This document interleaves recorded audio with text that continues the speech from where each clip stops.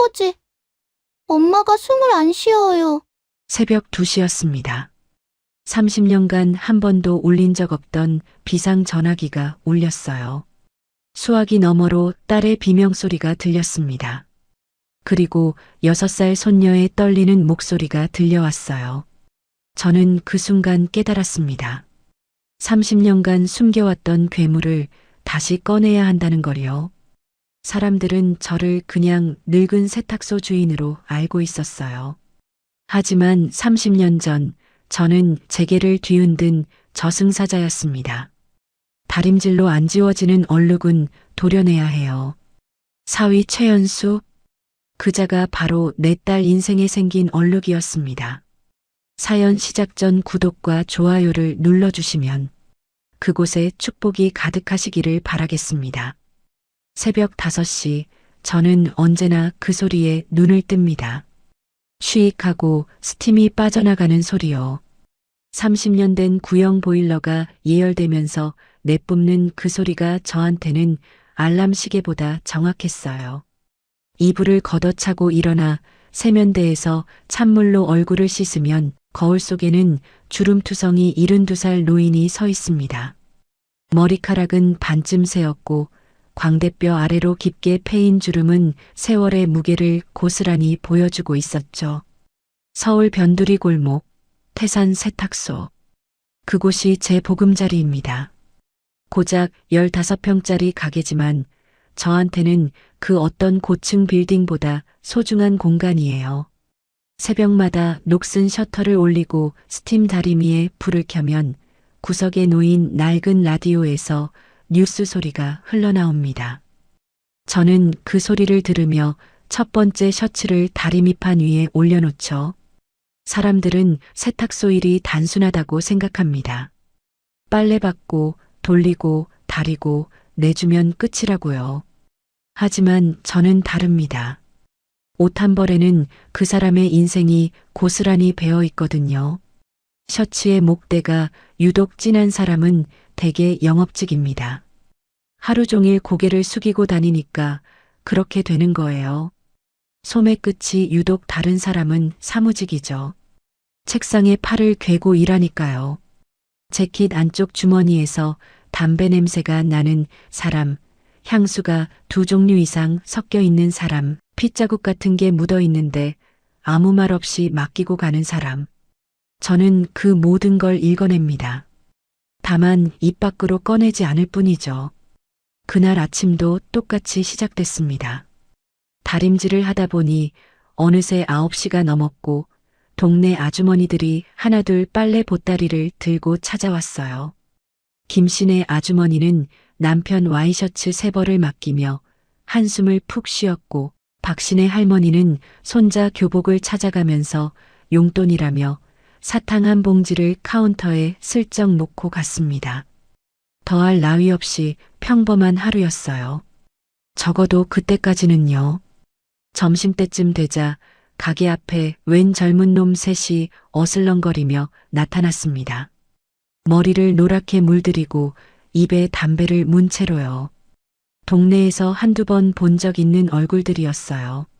소문에 의하면 골목에서 노인들한테 행패를 부리는 양아치들이라고 했죠. 그중 덩치가 제일 큰 놈이 가게 안으로 성큼 들어왔습니다. 카운터 위에 구겨진 점퍼를 툭 던지더니 턱을 치켜들었어요. 얼마야 할배. 저는 점퍼를 들어 찬찬히 살폈습니다. 기름때가 잔뜩 묻어 있었고 안감은 여기저기 찢어져 있었어요. 드라이에 수선까지 하면 15,000원은 받아야 하는 물건이었죠. 15,000원입니다. 뭐, 바가지 씌우는 거야? 놈이 눈을 부라렸습니다. 옆에 서 있던 다른 2놈도 가게 안으로 우르르 밀고 들어왔어요. 좁은 공간이 갑자기 숨막히게 느껴졌습니다. 하지만 저는 표정 하나 바꾸지 않았어요. 솔직히 말하면 이런 상황이 처음도 아니었거든요. 정가입니다. 기름때를 빼려면 특수 약품을 써야 하거든요. 덩치가 제 멱살을 잡으려고 손을 뻗었습니다. 그 순간 저도 모르게 몸이 먼저 움직였어요. 놈의 손목을 살짝 틀어잡고 엄지손가락으로 손목 안쪽의 한 점을 꾹 눌렀습니다. 정확히 신경이 지나가는 자리였죠. 놈의 얼굴이 순식간에 하얗게 질렸습니다. 으악, 이거나. 옷 구겨지니까 조용히 해요, 학생. 저는 나직하게 말하며 손을 놓았습니다. 놈은 손목을 부여잡고 비틀거렸어요.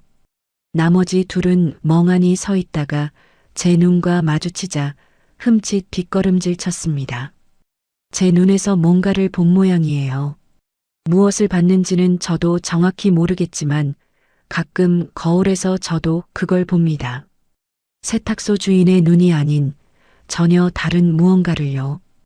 야, 그냥 가자. 놈들은 점퍼도 내팽개치고 불이 나게 도망쳤습니다. 저는 아무 일도 없었다는 듯 바닥에 떨어진 점퍼를 집어들고 얼룩진 부분을 살폈어요.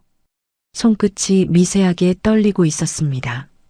오랜만에 그 감각이 돌아왔기 때문이었죠.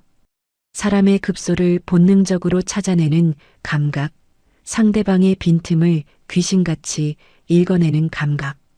30년 동안 애써 잊으려 했던 것들이 되살아난 거예요. 오후 3시쯤 되자 골목에 전혀 어울리지 않는 엔진 소리가 들려왔습니다. 저는 창문 너머로 검은색 외제 승용차가 천천히 다가오는 것을 봤어요. 번호판만 봐도 얼마짜리 차인지 금방 알 수 있었습니다. 저런 차가 이 허름한 동네까지 올 일은 딱 하나밖에 없었죠. 사위가 왔구나. 차 문이 열리고 양복 차림의 남자가 내렸습니다. 사위 최연수 38살. 강남에서 꽤 이름난 성형외과를 운영하는 잘나가는 의사였어요.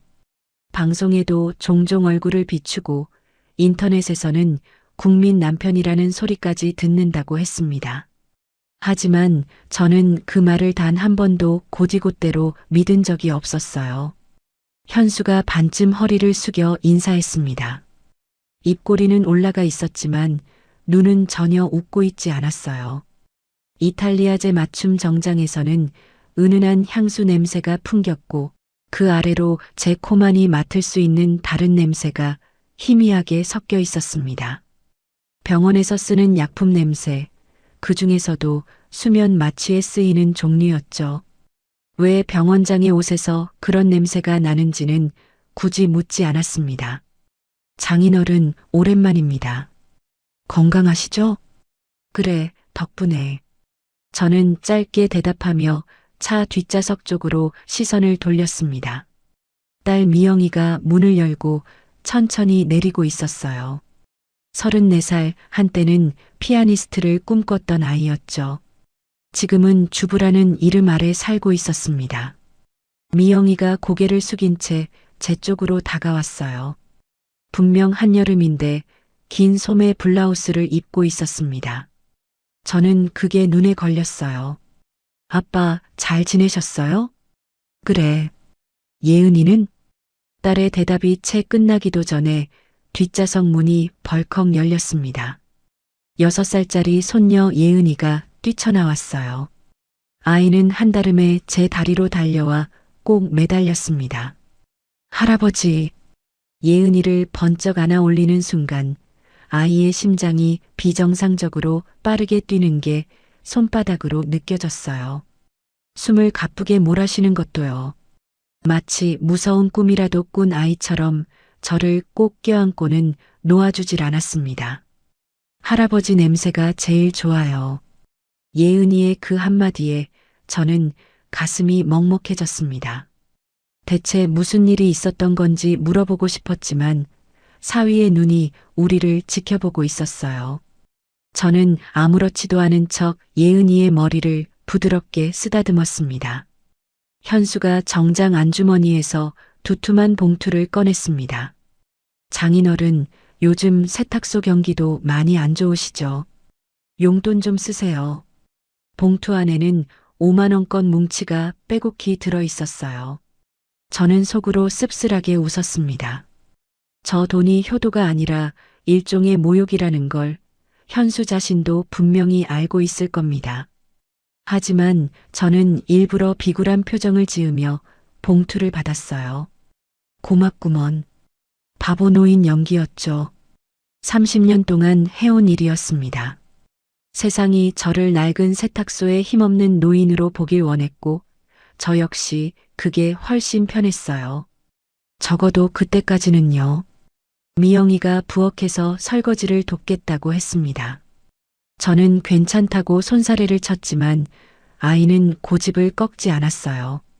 그러다 소매를 걷어 올렸을 때 저는 심장이 멎는 줄 알았습니다. 손목에서 팔꿈치까지 시퍼렇게 멍든 자국이 선명하게 드러나 있었거든요. 미영아, 이게 대체 뭐냐? 제가 딸의 손목을 덥석 잡았습니다. 미영이의 얼굴이 하얗게 질렸어요. 아빠 아니야. 계단에서 넘어졌어. 제발 아무것도 묻지 마. 제발. 딸의 눈에 눈물이 그렁그렁 맺혀 있었습니다. 저는 아무 말도 할 수가 없었어요. 입술을 꽉 깨물고 딸의 손을 천천히 놓아주었습니다. 미영이는 황급히 소매를 내리고 고개를 숙였어요. 저는 그때 깨달았습니다. 이건 결코 한두 번이 아니구나. 저 아이가 얼마나 오랫동안 이걸 숨겨왔을까? 얼마나 무서웠을까? 가족이 떠날 시간이 되자 저는 예은이를 슬쩍 불러 창고로 데려갔습니다. 공구함 깊숙한 곳에서 곰인형 하나를 꺼냈어요. 보송보송한 갈색 털에 까만 단추 눈을 가진 겉보기엔 아주 평범한 인형이었죠. 예은아, 이건 할아버지 친구분이 특별하게 만들어주신 거야. 저는 예은이 귀에 대고 낮은 목소리로 속삭였습니다. 무서운 일이 생기면 곰돌이 배꼽을 3초만 꾹 눌러. 그러면 할아버지한테 바로 전화가 오고 예은이 목소리도 다 녹음이 돼. 충전 안 해도 괜찮아. 특수한 배터리가 들어있거든. 예은이가 고개를 끄덕였습니다. 아이의 눈이 유난히 초롱초롱 빛났어요. 영특한 아이였죠. 제 말이 무슨 뜻인지 다 알아듣는 것 같았습니다. 차가 떠나는 것을 배웅하면서 저는 뒷유리에 비친 장면을 똑똑히 봤습니다. 현수가 미영이의 어깨를 거칠게 밀치는 모습이요. 제 주먹이 저도 모르게 불끈 쥐어졌습니다. 그날 밤 텅 빈 세탁소에 혼자 앉아 있었습니다. 다림질을 마친 셔츠들이 가지런히 걸려 있었고 스팀 다리미는 천천히 식어가고 있었어요. 저는 30년 전의 일들을 떠올렸습니다.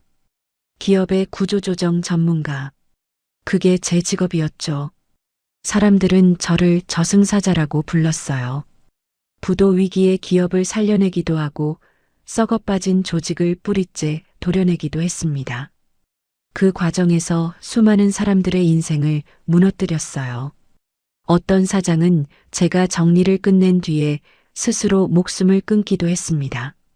그 죄의 무게가 지금 제 딸에게 돌아온 걸까요? 저는 서랍에서 낡은 수첩을 꺼내 최연수라는 이름 석자를 또박또박 적었습니다. 그리고 그 위에 빨간 줄을 그었어요. 손이 떨리지 않았습니다. 오히려 30년 만에 처음으로 손끝에 감각이 되살아나는 것 같았죠. 동네에서 퀵서비스를 하는 김 씨에게 문자를 보냈습니다. 김 씨는 예전에 제가 도와준 적이 있는 사람이었어요. 지금은 가끔 저를 위해 이런저런 정보를 가져다 주었죠. 그 병원 쓰레기통 좀 뒤져봐. 문자를 보내고 나서 저는 창밖을 바라봤습니다. 골목의 가로등이 깜빡거리고 있었어요. 어둠 속에서 제 얼굴이 유리창에 희미하게 비쳤습니다. 주름진 72살 노인의 얼굴이었지만 눈빛만은 확연히 달랐어요. 세탁소 주인 장태산이 아니라 30년 전 제게를 뒤흔들었던 바로 그 장태산의 눈이었습니다. 다림질로 펴지지 않는 얼룩은 도려내야 합니다. 저는 그걸 누구보다 잘 알고 있었어요.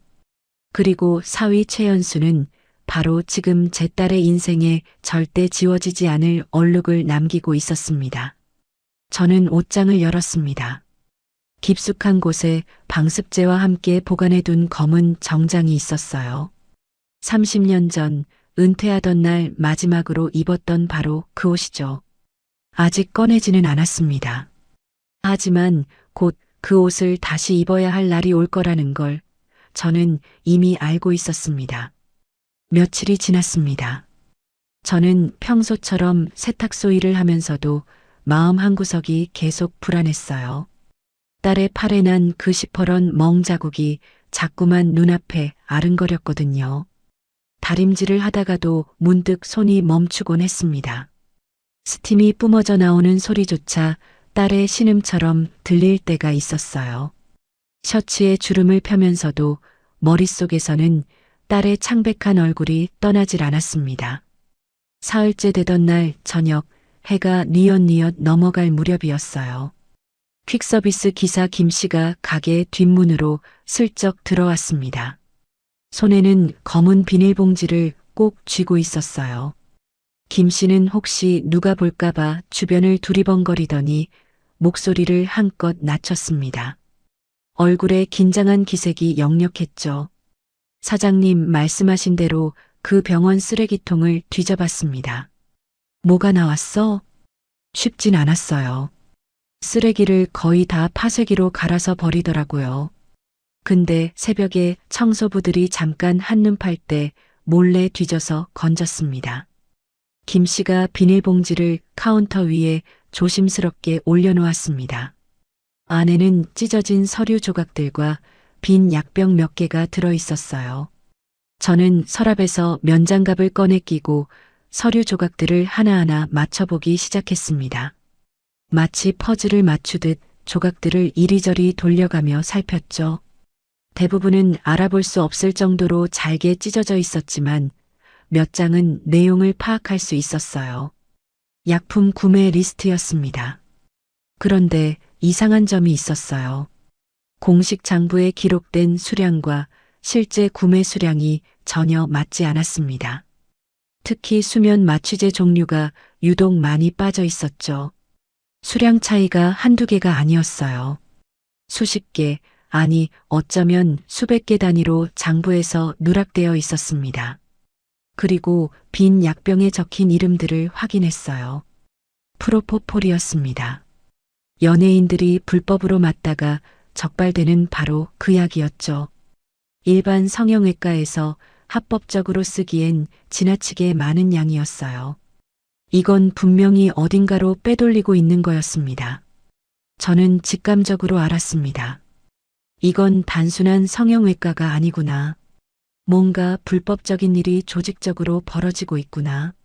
사위라는 놈이 겉으로는 방송에 나와서 국민 남편 행세를 하면서 뒤로는 이런 더러운 짓거리를 하고 있었던 거예요. 제 손이 파르르 떨렸습니다. 분노 때문이었죠. 김 씨, 수고 많았어. 이건 나한테 맡겨두고 당분간 그 병원 근처엔 얼씬도 하지 마. 괜히 눈에 띄었다간 위험해질 수도 있어. 알겠습니다, 사장님. 근데 그 병원장이라는 사람, 뭔가 보통 놈이 아닌 것 같습니다. 경비도 삼엄하고 직원들 표정도 다들 어두워요. 뭔가 무서워하는 눈치였습니다. 김 씨가 고개를 끄덕이고 사라진 뒤 저는 곧바로 딸에게 전화를 걸었습니다. 손가락이 떨려서 번호를 잘못 누를 뻔했어요. 겨우 연결 버튼을 누르자 신호음이 울렸습니다. 한 번, 두 번, 세 번. 그리고 연결음 대신 기계음이 흘러나왔어요. 고객의 요청으로 당분간 수신이 정지되었습니다. 가슴이 철렁 내려앉았습니다. 수신 정지라니. 대체 누가 그런 요청을 했겠습니까? 미영이가 스스로 그랬을 리가 없었어요. 사위가 딸을 완전히 바깥 세상과 차단시키고 있는 거였습니다. 가스라이팅의 전형적인 수법이었어요. 피해자를 고립시켜서 도움을 요청할 수 없게 만드는 것. 가족에게도 친구에게도 세상 누구에게도 손을 뻗을 수 없게 만드는 것. 저는 몇 번이고 다시 전화를 걸어봤지만 결과는 똑같았어요. 손에 쥔 휴대폰이 부들부들 떨렸습니다. 분노 때문인지, 두려움 때문인지, 아니면 둘 다인지 저도 알 수 없었습니다. 그날 밤 저는 잠을 이룰 수가 없었습니다. 좁은 방 천장을 멍하니 바라보며 뒤척였어요. 눈을 감으면 과거의 장면들이 떠올랐습니다.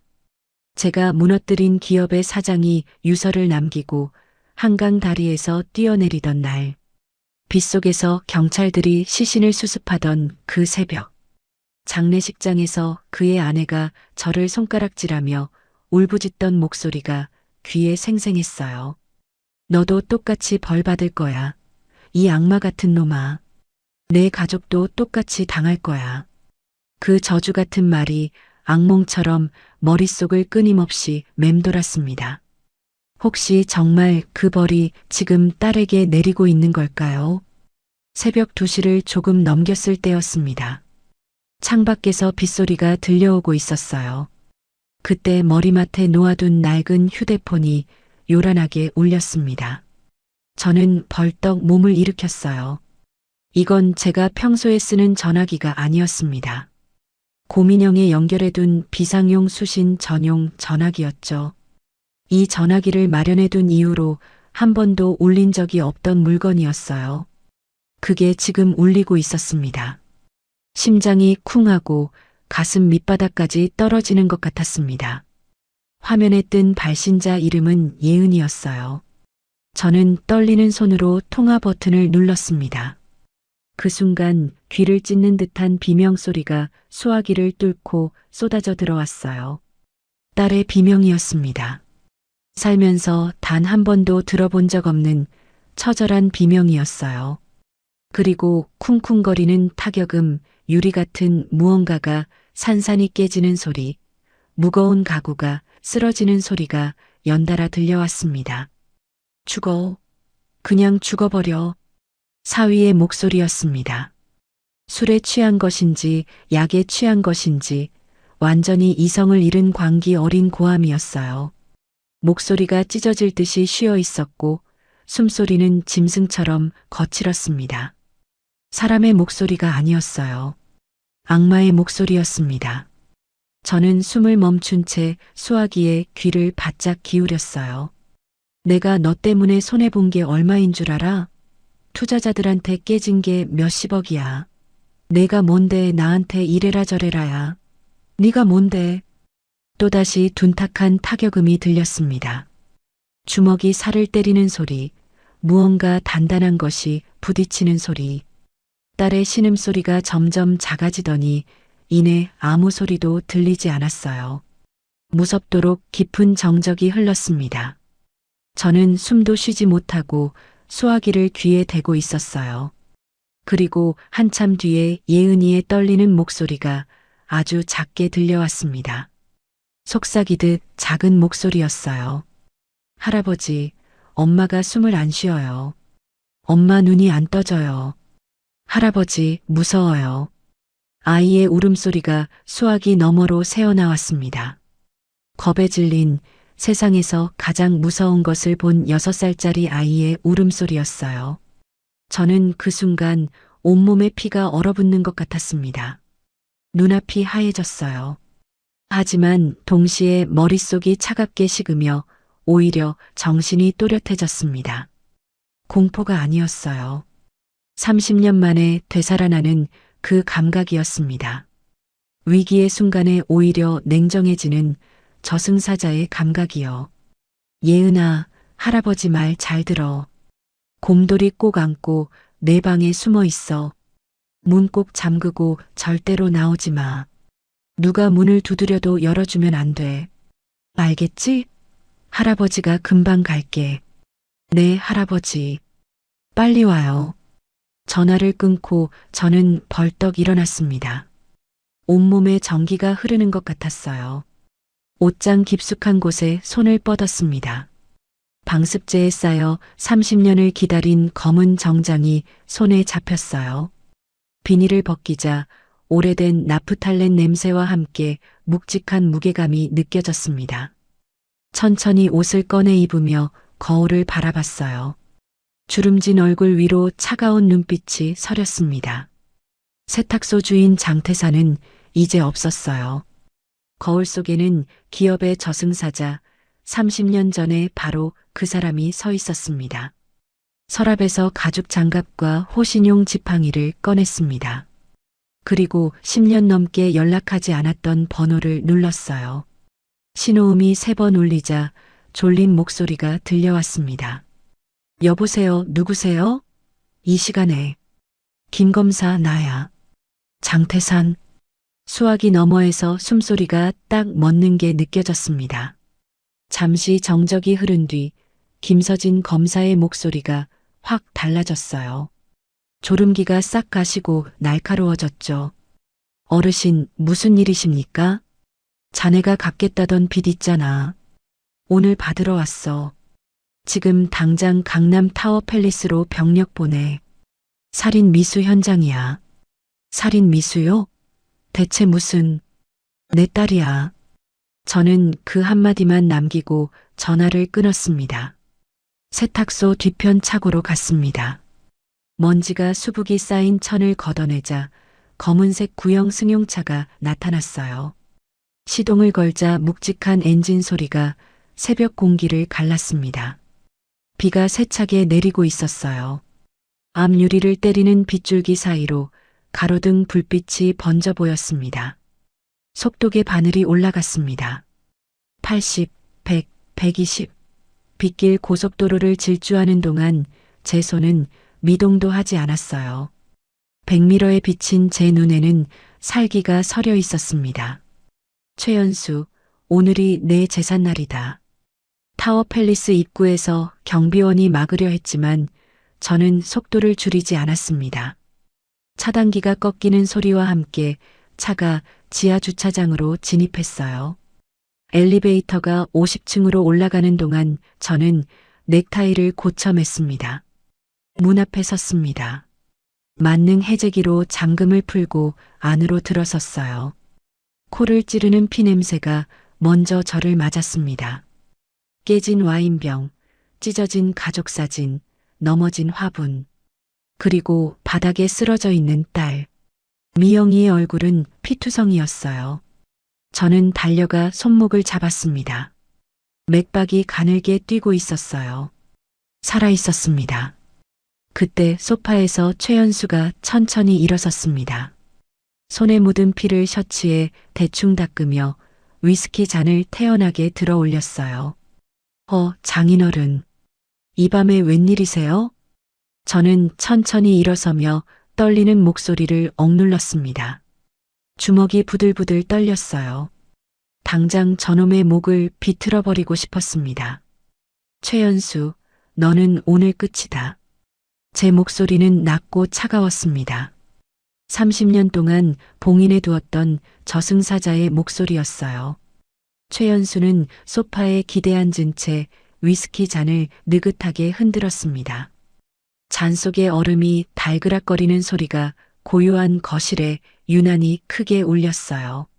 놈의 흰 셔츠에는 핏자국이 여기저기 묻어 있었지만 표정은 마치 저녁 식사 후 여유를 즐기는 사람처럼 태연했습니다. 눈 하나 깜짝하지 않았어요. 마치 바닥에 쓰러진 아내가 보이지 않는다는 듯이요. 장인어른, 오해하지 마세요. 미영이가 약을 안 먹고 발작을 일으켜서요. 진정시키려다 보니 이렇게 됐습니다. 조울증 있는 거 아시잖아요. 요즘 상태가 많이 안 좋았어요. 뻔뻔한 거짓말이었습니다. 저는 이를 악물었어요. 딸이 조울증이라니. 살면서 단 한 번도 들어본 적이 없는 소리였습니다. 저놈이 지금 지어내고 있는 거였어요. 가스라이팅의 전형적인 수법이었습니다. 피해자를 정신병자로 몰아서 자기 폭력을 정당화하는 것. 당장 달려가서 목을 조르고 싶었지만 바닥에 쓰러진 딸의 가느다란 숨소리가 저를 붙잡았습니다. 지금은 분노보다 딸을 살리는 게 먼저였어요. 저는 미영이 곁에 무릎을 꿇고 상태를 살폈습니다. 가까이서 보니 상태가 더 심각했어요. 얼굴 왼쪽이 심하게 부어올라 눈을 뜰 수 없을 정도였고 입술은 찢어져 피가 턱 밑까지 흘러내리고 있었습니다. 오른쪽 눈 주위는 시퍼렇게 멍이 들어 있었어요. 코에서도 피가 나고 있었고 숨을 쉴 때마다 가슴에서 그르렁거리는 소리가 났습니다. 갈비뼈가 다친 것 같았어요. 맥박은 뛰고 있었지만 불규칙했습니다. 당장 병원에 가야 했어요. 주머니에서 휴대폰을 꺼내 119에 전화를 걸려는 순간 현수가 소파에서 벌떡 일어나 성큼 다가왔습니다. 그리고 제 손목을 세게 탁 쳤어요. 휴대폰이 바닥에 떨어져 미끄러졌습니다. 장인어른, 뭐 하시는 겁니까? 집안일인데 굳이 남들 부를 필요 없잖아요. 제가 알아서 처리할게요. 저는 놈의 눈을 똑바로 쳐다봤습니다. 차갑고 계산적인 눈이었어요. 술에 취한 것처럼 행동하고 있었지만 눈빛만은 말짱했습니다. 동공의 흔들림도 없었어요. 이 자식은 지금 자기가 뭘 하고 있는지 정확히 알고 있었습니다. 제 딸을 이렇게 만들어 놓고도 저렇게 태어날 수 있다니. 저는 천천히 몸을 일으켰습니다. 손이 부들부들 떨렸어요. 손녀는 어디 있지? 예은이요? 제 딸이니까 제가 알아서 할게요. 장인어른은 집에 돌아가세요. 그 순간 거실 구석 식탁 밑에서 작은 움직임이 눈에 들어왔습니다. 천이 살짝 흔들렸어요. 저는 현수를 밀치고 그쪽으로 빠르게 다가갔습니다. 식탁보 아래로 작은 발이 보였어요. 분홍색 수면 양말을 신은 작은 발이요. 천을 들추자 예은이가 웅크리고 있었습니다. 제가 선물한 곰인형을 꼭 껴안은 채 온몸을 부들부들 떨고 있었어요. 아이의 얼굴은 눈물과 콧물로 범벅이 되어 있었습니다. 눈이 공포에 질려 있었어요. 예은아, 할아버지야. 괜찮아. 이제 다 괜찮아. 저는 최대한 부드러운 목소리로 말하며 아이를 품에 안았습니다. 예은이가 제 목을 잇는 힘껏 껴안았어요. 작은 심장이 토끼처럼 빠르게 뛰고 있었습니다. 온몸이 얼음장처럼 차가웠어요. 얼마나 오랫동안 저기 숨어서 떨고 있었던 걸까요? 저는 한 손으로 아이의 눈을 가려주었습니다. 더 이상 이 참혹한 광경을 보지 않게요. 할아버지, 무서웠어요. 아빠가 엄마를 계속 때렸어요. 엄마가 울면서 그만하라고 했는데 아빠가 안 멈췄어요. 아이의 목소리가 떨렸습니다. 6살짜리가 봐서는 안 될 것을 본 거예요. 평생 지워지지 않을 상처를 받은 거였습니다. 저는 가슴이 찢어지는 것 같았어요. 심장이 쥐어짜이는 고통이 밀려왔습니다. 동시에 저 자식을 향한 사리가 불길처럼 치밀어 올랐어요. 이 손으로 저놈의 숨통을 끊어버리고 싶었습니다. 그때 현관문이 벌컥 열렸습니다. 덩치 큰 남자가 급하게 뛰어들어왔어요. 검은 양복에 이어폰을 꽂은 전형적인 경호원 차림이었습니다. 현수의 운전기사 겸 경호원이었죠. 키가 180은 넘어 보였고 어깨가 떡 벌어진 건장한 체격이었습니다. 사장님, 괜찮으십니까? 지하 경비실에서 연락이 왔습니다. 무슨 소란이 있다고 해서. 경호원이 거실을 둘러보다가 저를 발견하고는 눈을 가늘게 떴습니다. 그리고 현수를 향해 고개를 까딱했어요. 무언의 신호였죠. 현수가 턱짓을 하자 경호원이 저를 향해 성큼성큼 다가왔습니다. 눈빛이 사나웠어요. 어르신, 죄송하지만 나가주셔야겠습니다. 여기는 개인 사유지입니다. 젊고 건장한 남자였어요. 저보다 머리 하나는 더 컸고 어깨는 2배는 넓어 보였습니다. 팔뚝에 근육이 불끈불끈했어요. 힘으로는 절대 상대가 안 됐습니다. 하지만 저는 물러서지 않았어요. 예은이를 한쪽 팔로 안은 채 경호원의 움직임을 주시했습니다. 경호원이 제 어깨를 잡으려고 오른손을 뻗는 순간 저는 재빠르게 옆으로 몸을 틀었습니다. 동시에 왼손에 쥐고 있던 지팡이로 놈의 오른쪽 무릎 옆을 정확히 가격했어요. 관절이 접히는 급소, 슬화라는 부위였죠.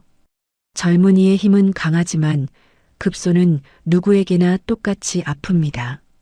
경호원이 비명을 지르며 한쪽 무릎을 꿇었습니다. 흑, 이 노인네가. 저는 뒤로 물러서며 예은이를 등 뒤로 감쌌습니다. 경호원이 이를 악물고 다시 일어서려 했어요. 눈에 핏발이 서 있었습니다. 하지만 그때 복도에서 여러 사람의 발소리가 우당탕 들려왔어요. 현관문이 다시 열리더니 김서진 검사가 경찰 4명을 이끌고 들이닥쳤습니다. 경찰입니다. 모두 움직이지 마세요.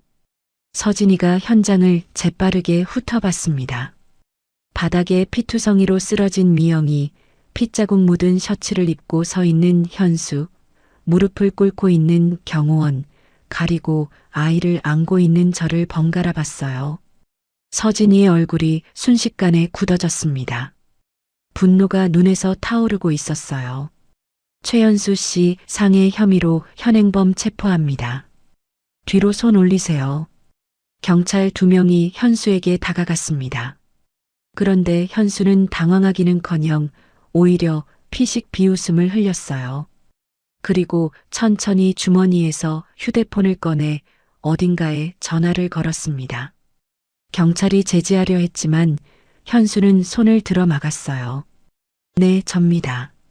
지금 집에 경찰이 들이닥쳤는데요. 네, 빨리 와주세요. 네, 알겠습니다. 불과 15분도 지나지 않아서 양복 차림의 남자 3명이 엘리베이터에서 내려 나타났습니다. 대형 로펌 변호사들이었어요. 새벽 4시가 넘은 시간에 이렇게 빨리 나타나다니 아마 항상 대기하고 있었던 모양이었습니다. 그들은 들어오자마자 경찰들에게 명함을 내밀며 능숙하게 상황을 장악하기 시작했어요. 저희는 최연수 원장님의 법률 대리인입니다. 의뢰인은 현재 아무런 진술도 하지 않을 것이며 현행범 체포 요건이 충족되지 않았다고 판단됩니다. 뭐라고요? 지금 저 상태를 보시고도 그런 말씀을 하시는 겁니까? 서진이가 목소리를 높였습니다.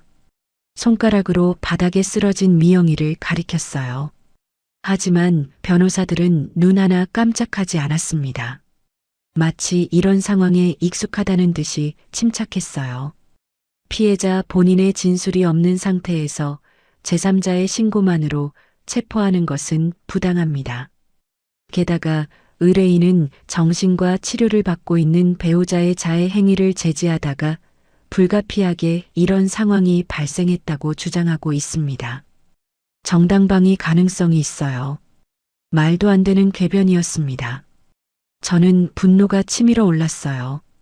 저것들이 검은 돈을 받고 악마를 변호하고 있는 거였습니다. 정의는 어디 있는 걸까요? 결국 현수는 수갑도 차지 않은 채 임의동행 형식으로 경찰서에 갔습니다. 마치 참고인을 모시듯 정중하게요. 현수가 나가면서 저를 스치며 나직하게 속삭였어요. 장인어른, 노인네 치고는 힘 좀 쓰시네요. 근데 있잖아요. 세상은 힘센 놈 편이 아니라 돈 많은 놈 편이에요. 곧 알게 되실 겁니다. 주먹이 부르르 떨렸습니다. 당장이라도 저놈의 뺨을 후려치고 싶었어요. 하지만 참았습니다. 예은이가 제 품에 안겨 있었으니까요. 아이 앞에서 폭력을 보여줄 수는 없었습니다. 구급차가 도착해서 미영이를 실어 갔습니다. 저는 예은이를 아는 채 구급차를 뒤따라갔어요. 병원 응급실 복도에서 2시간 넘게 기다렸습니다. 예은이는 제 무릎에서 지쳐 잠들었어요. 새벽녘이 되어서야 의사가 나와 상태를 설명해 주었습니다. 보호자분이시죠? 갈비뼈 2대에 금이 갔고 경미한 뇌진탕 증세가 있습니다. 전신의 타박상도 심하고요. 생명에는 지장이 없지만 당분간 입원이 필요합니다. 저는 고개를 끄덕였습니다. 살아있다는 것만으로도 감사했어요. 하지만 동시에 분노가 다시 치밀어 올랐습니다. 내 딸을 이 지경으로 만들어 놓은 놈이 지금 경찰서에서 변호사들과 웃으며 이야기하고 있을 생각을 하니 눈앞이 뻘개졌어요. 새벽 6시가 조금 지났을 때 서진이에게서 전화가 왔습니다. 수화기 너머로 들리는 서진이의 목소리는 지쳐 있었어요. 그리고 분했습니다. 어르신, 죄송합니다. 최연수가 풀려났습니다. 뭐라고? 검찰차장이 직접 전화를 걸어왔어요. 확실한 증거 없이 재벌가 사위를 건드리지 말라고요. 병원 운영에 지장이 생기면 책임질 수 있냐면서. 저도 손이 묶였습니다. 저는 전화를 끊고 병원 복도 의자에 주저앉았습니다. 이게 법이란 말입니까? 딸을 저렇게 만들어 놓고도 저놈은 유유히 풀려났어요. 돈과 권력 앞에서 법은 무력했습니다. 정의는 없었어요. 창밖으로 동이 트고 있었습니다. 붉은 아침 해가 회색 도시 위로 천천히 떠오르고 있었어요. 저는 주먹을 꽉 쥐었습니다. 손톱이 손바닥을 파고들었지만 아프지 않았어요. 마음이 더 아팠으니까요. 법이 못한다면 내가 해야겠죠. 30년 전의 방식으로요.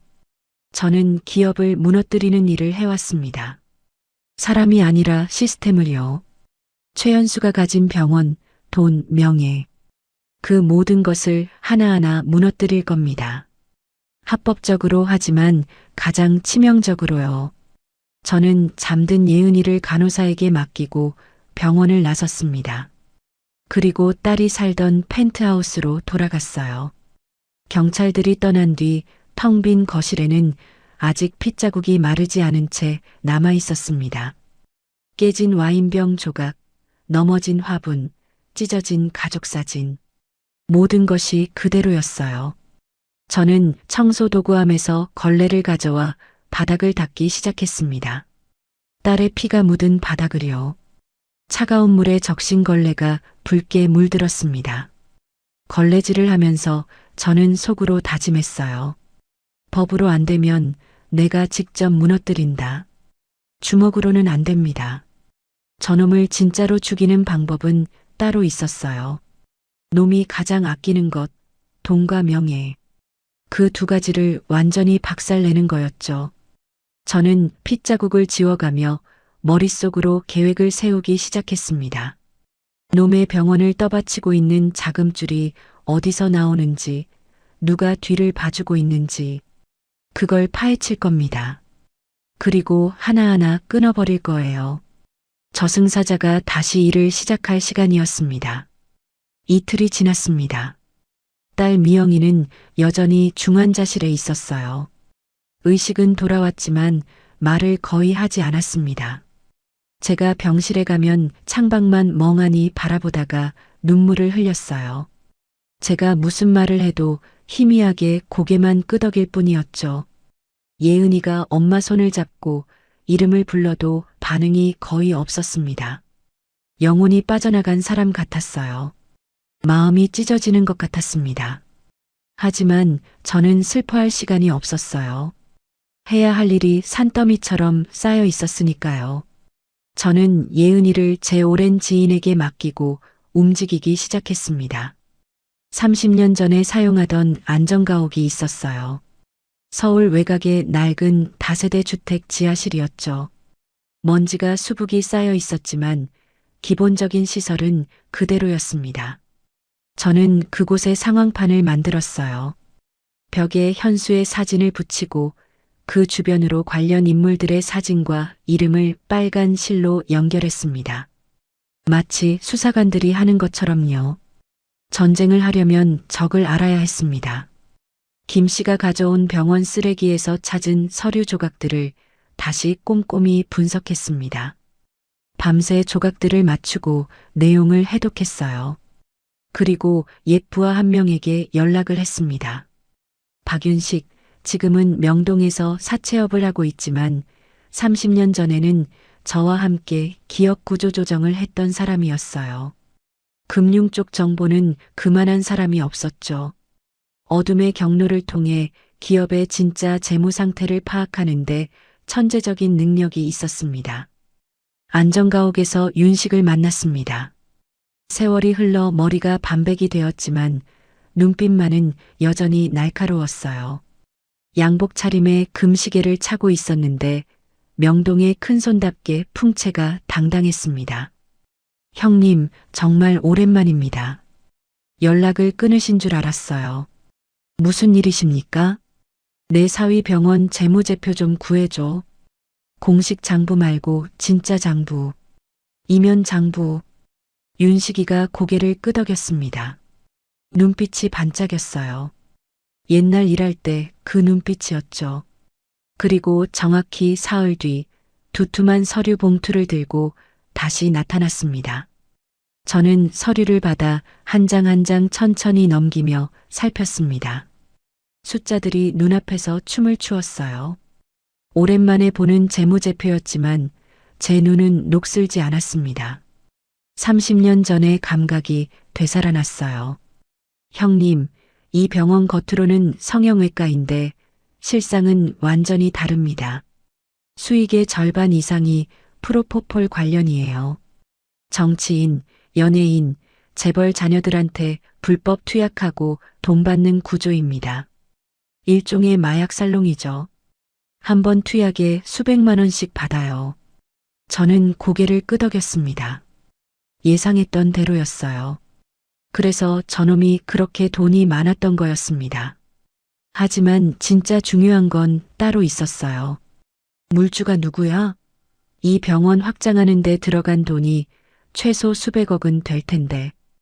은행 대출만으론 안 돼. 윤식이가 서류 뒷부분을 펼쳤습니다. 투자자 명단이 적혀 있었어요. 3명의 이름이 굵은 글씨로 눈에 들어왔습니다. 한성건설 김동우 회장, 한빛저축은행 박상훈 행장, 그리고 전직 국회의원 이재만. 저는 그 이름들을 보고 헛웃음이 나왔어요. 입꼬리가 저절로 올라갔습니다. 이 사람들이 물주였어? 네, 형님. 혹시 아시는 분들입니까? 알다마다요. 이 3사람은 20년 전 IMF 외환위기 때 저와 깊이 얽힌 사람들이었습니다. 당시 저는 부도 위기에 몰린 기업들을 정리하면서 이들의 치명적인 비리를 알게 됐어요. 김동우는 건설 현장에서 뒷돈을 받아 챙겼고 박상우는 불법 대출로 수십억을 빼돌렸으며 이재만은 선거 자금 문제가 있었죠. 저는 그걸 묻어주는 대신 그들에게 빚을 지게 만들었습니다. 언젠가 써먹을 수 있는 카드로요. 그 카드를 20년 동안 단 한 번도 쓰지 않았어요. 마치 오늘을 위해 아껴두었던 것처럼요. 윤씨가 수고했어. 나머지는 내가 직접 처리할게. 저는 그날 오후 골프장으로 향했습니다. 한성건설 김동우 회장이 라운딩을 하고 있다는 정보를 입수했거든요.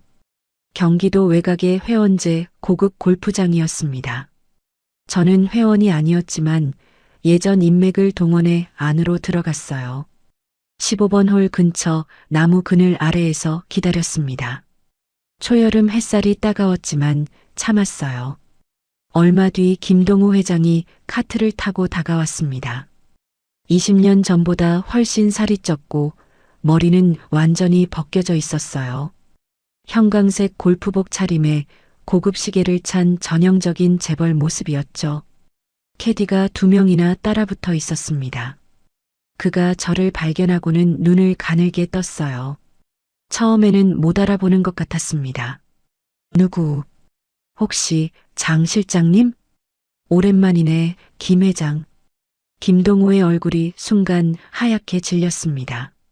손에 들고 있던 골프채가 미끄러져 바닥에 떨어졌어요. 20년 전의 기억이 떠올랐겠죠. 그때 제가 그의 사무실에 들어가 책상 위에 던져놓았던 서류들, 그리고 제가 했던 말을요. 여기서 뭘 하시는 겁니까? 어떻게 들어오신 거예요? 저는 대답 대신 품에서 낡은 봉투 하나를 꺼냈습니다. 20년 동안 은행 금고에 보관해 두었던 것이었어요.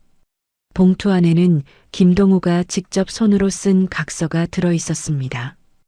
건설 현장 비자금 조성 내역과 그의 친필 서명이요. 증거 중에 증거였죠. 이거 기억나? 김동우의 얼굴에서 핏기가 완전히 사라졌습니다. 마치 귀신을 본 사람 같았어요. 손에 들고 있던 음료수 병이 떨리기 시작했습니다. 그건 공소시효가 지났으니까 법적으론 안전해. 감옥에 갈 일은 없어. 근데 이게 세상에 공개되면 어떻게 될까? 언론에 딱 뿌리면 내 회사, 내 가족, 내 명예. 다 끝이야. 손자들이 학교에서 손가락질 받겠지. 김동우가 주르르 무릎을 꿇었습니다.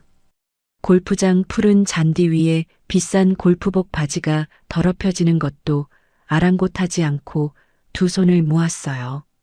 70이 넘은 노인이 또 다른 노인 앞에 무릎을 꿇는 광경이었습니다. 주변에 있던 캐디들이 당황해서 어쩔 줄 몰라 했어요. 장 실장님, 제발이요. 뭘 원하십니까? 돈입니까? 얼마든지 드리겠습니다. 10억? 20억? 돈 필요 없어. 대신 한 가지만 해줘. 뭐든지요. 뭐든지 하겠습니다.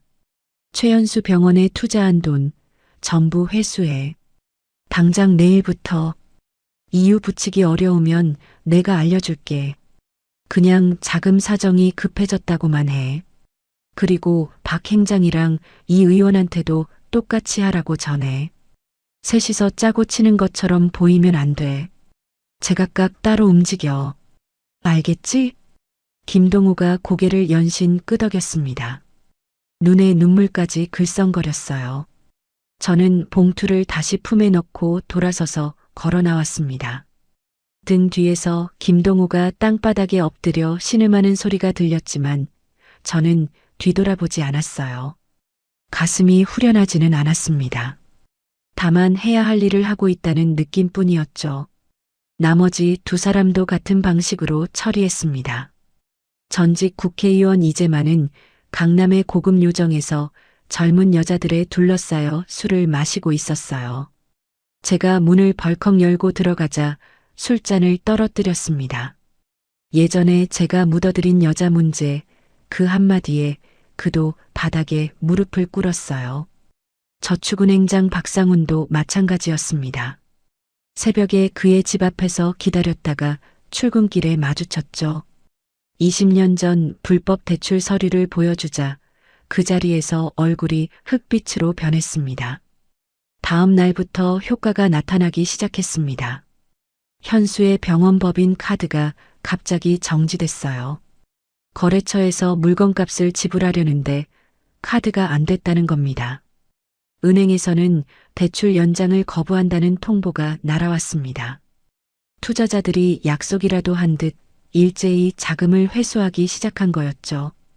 저는 안전가옥에 설치한 도청 장치를 통해 현수의 전화 통화를 실시간으로 들었어요. 그 자식은 미친 듯이 투자자들에게 전화를 돌리고 있었습니다. 목소리에 초조함이 가득했어요. 김 회장님, 저 최현수입니다. 갑자기 왜 이러시는 겁니까? 네. 자금 사정이요? 회장님 같은 분이 자금 사정이 어려우시다고요? 말이 됩니까 그게. 전화를 끊고 다른 곳에 전화를 거는 현수의 목소리가 점점 날카로워지고 다급해졌어요. 하지만 아무도 그의 전화를 받지 않았습니다. 받아도 핑계만 대고 끊었죠. 3명의 투자자가 모두 제 지시대로 움직이고 있었거든요. 이 의원님도요? 대체 무슨 일입니까? 다들 왜 이러시는 거예요? 수화기 너머로 현수가 책상을 내리치는 소리가 들렸습니다. 유리 깨지는 소리도요. 자기가 왜 이런 상황에 처했는지 전혀 감을 못 잡고 있는 게 분명했어요. 저는 도청기를 끄고 입꼬리를 올렸습니다. 웃음이 나오지는 않았어요. 통쾌하다기보다는 이제 시작이라는 무거운 감각이 가슴을 눌렀습니다. 아직 시작에 불과했어요.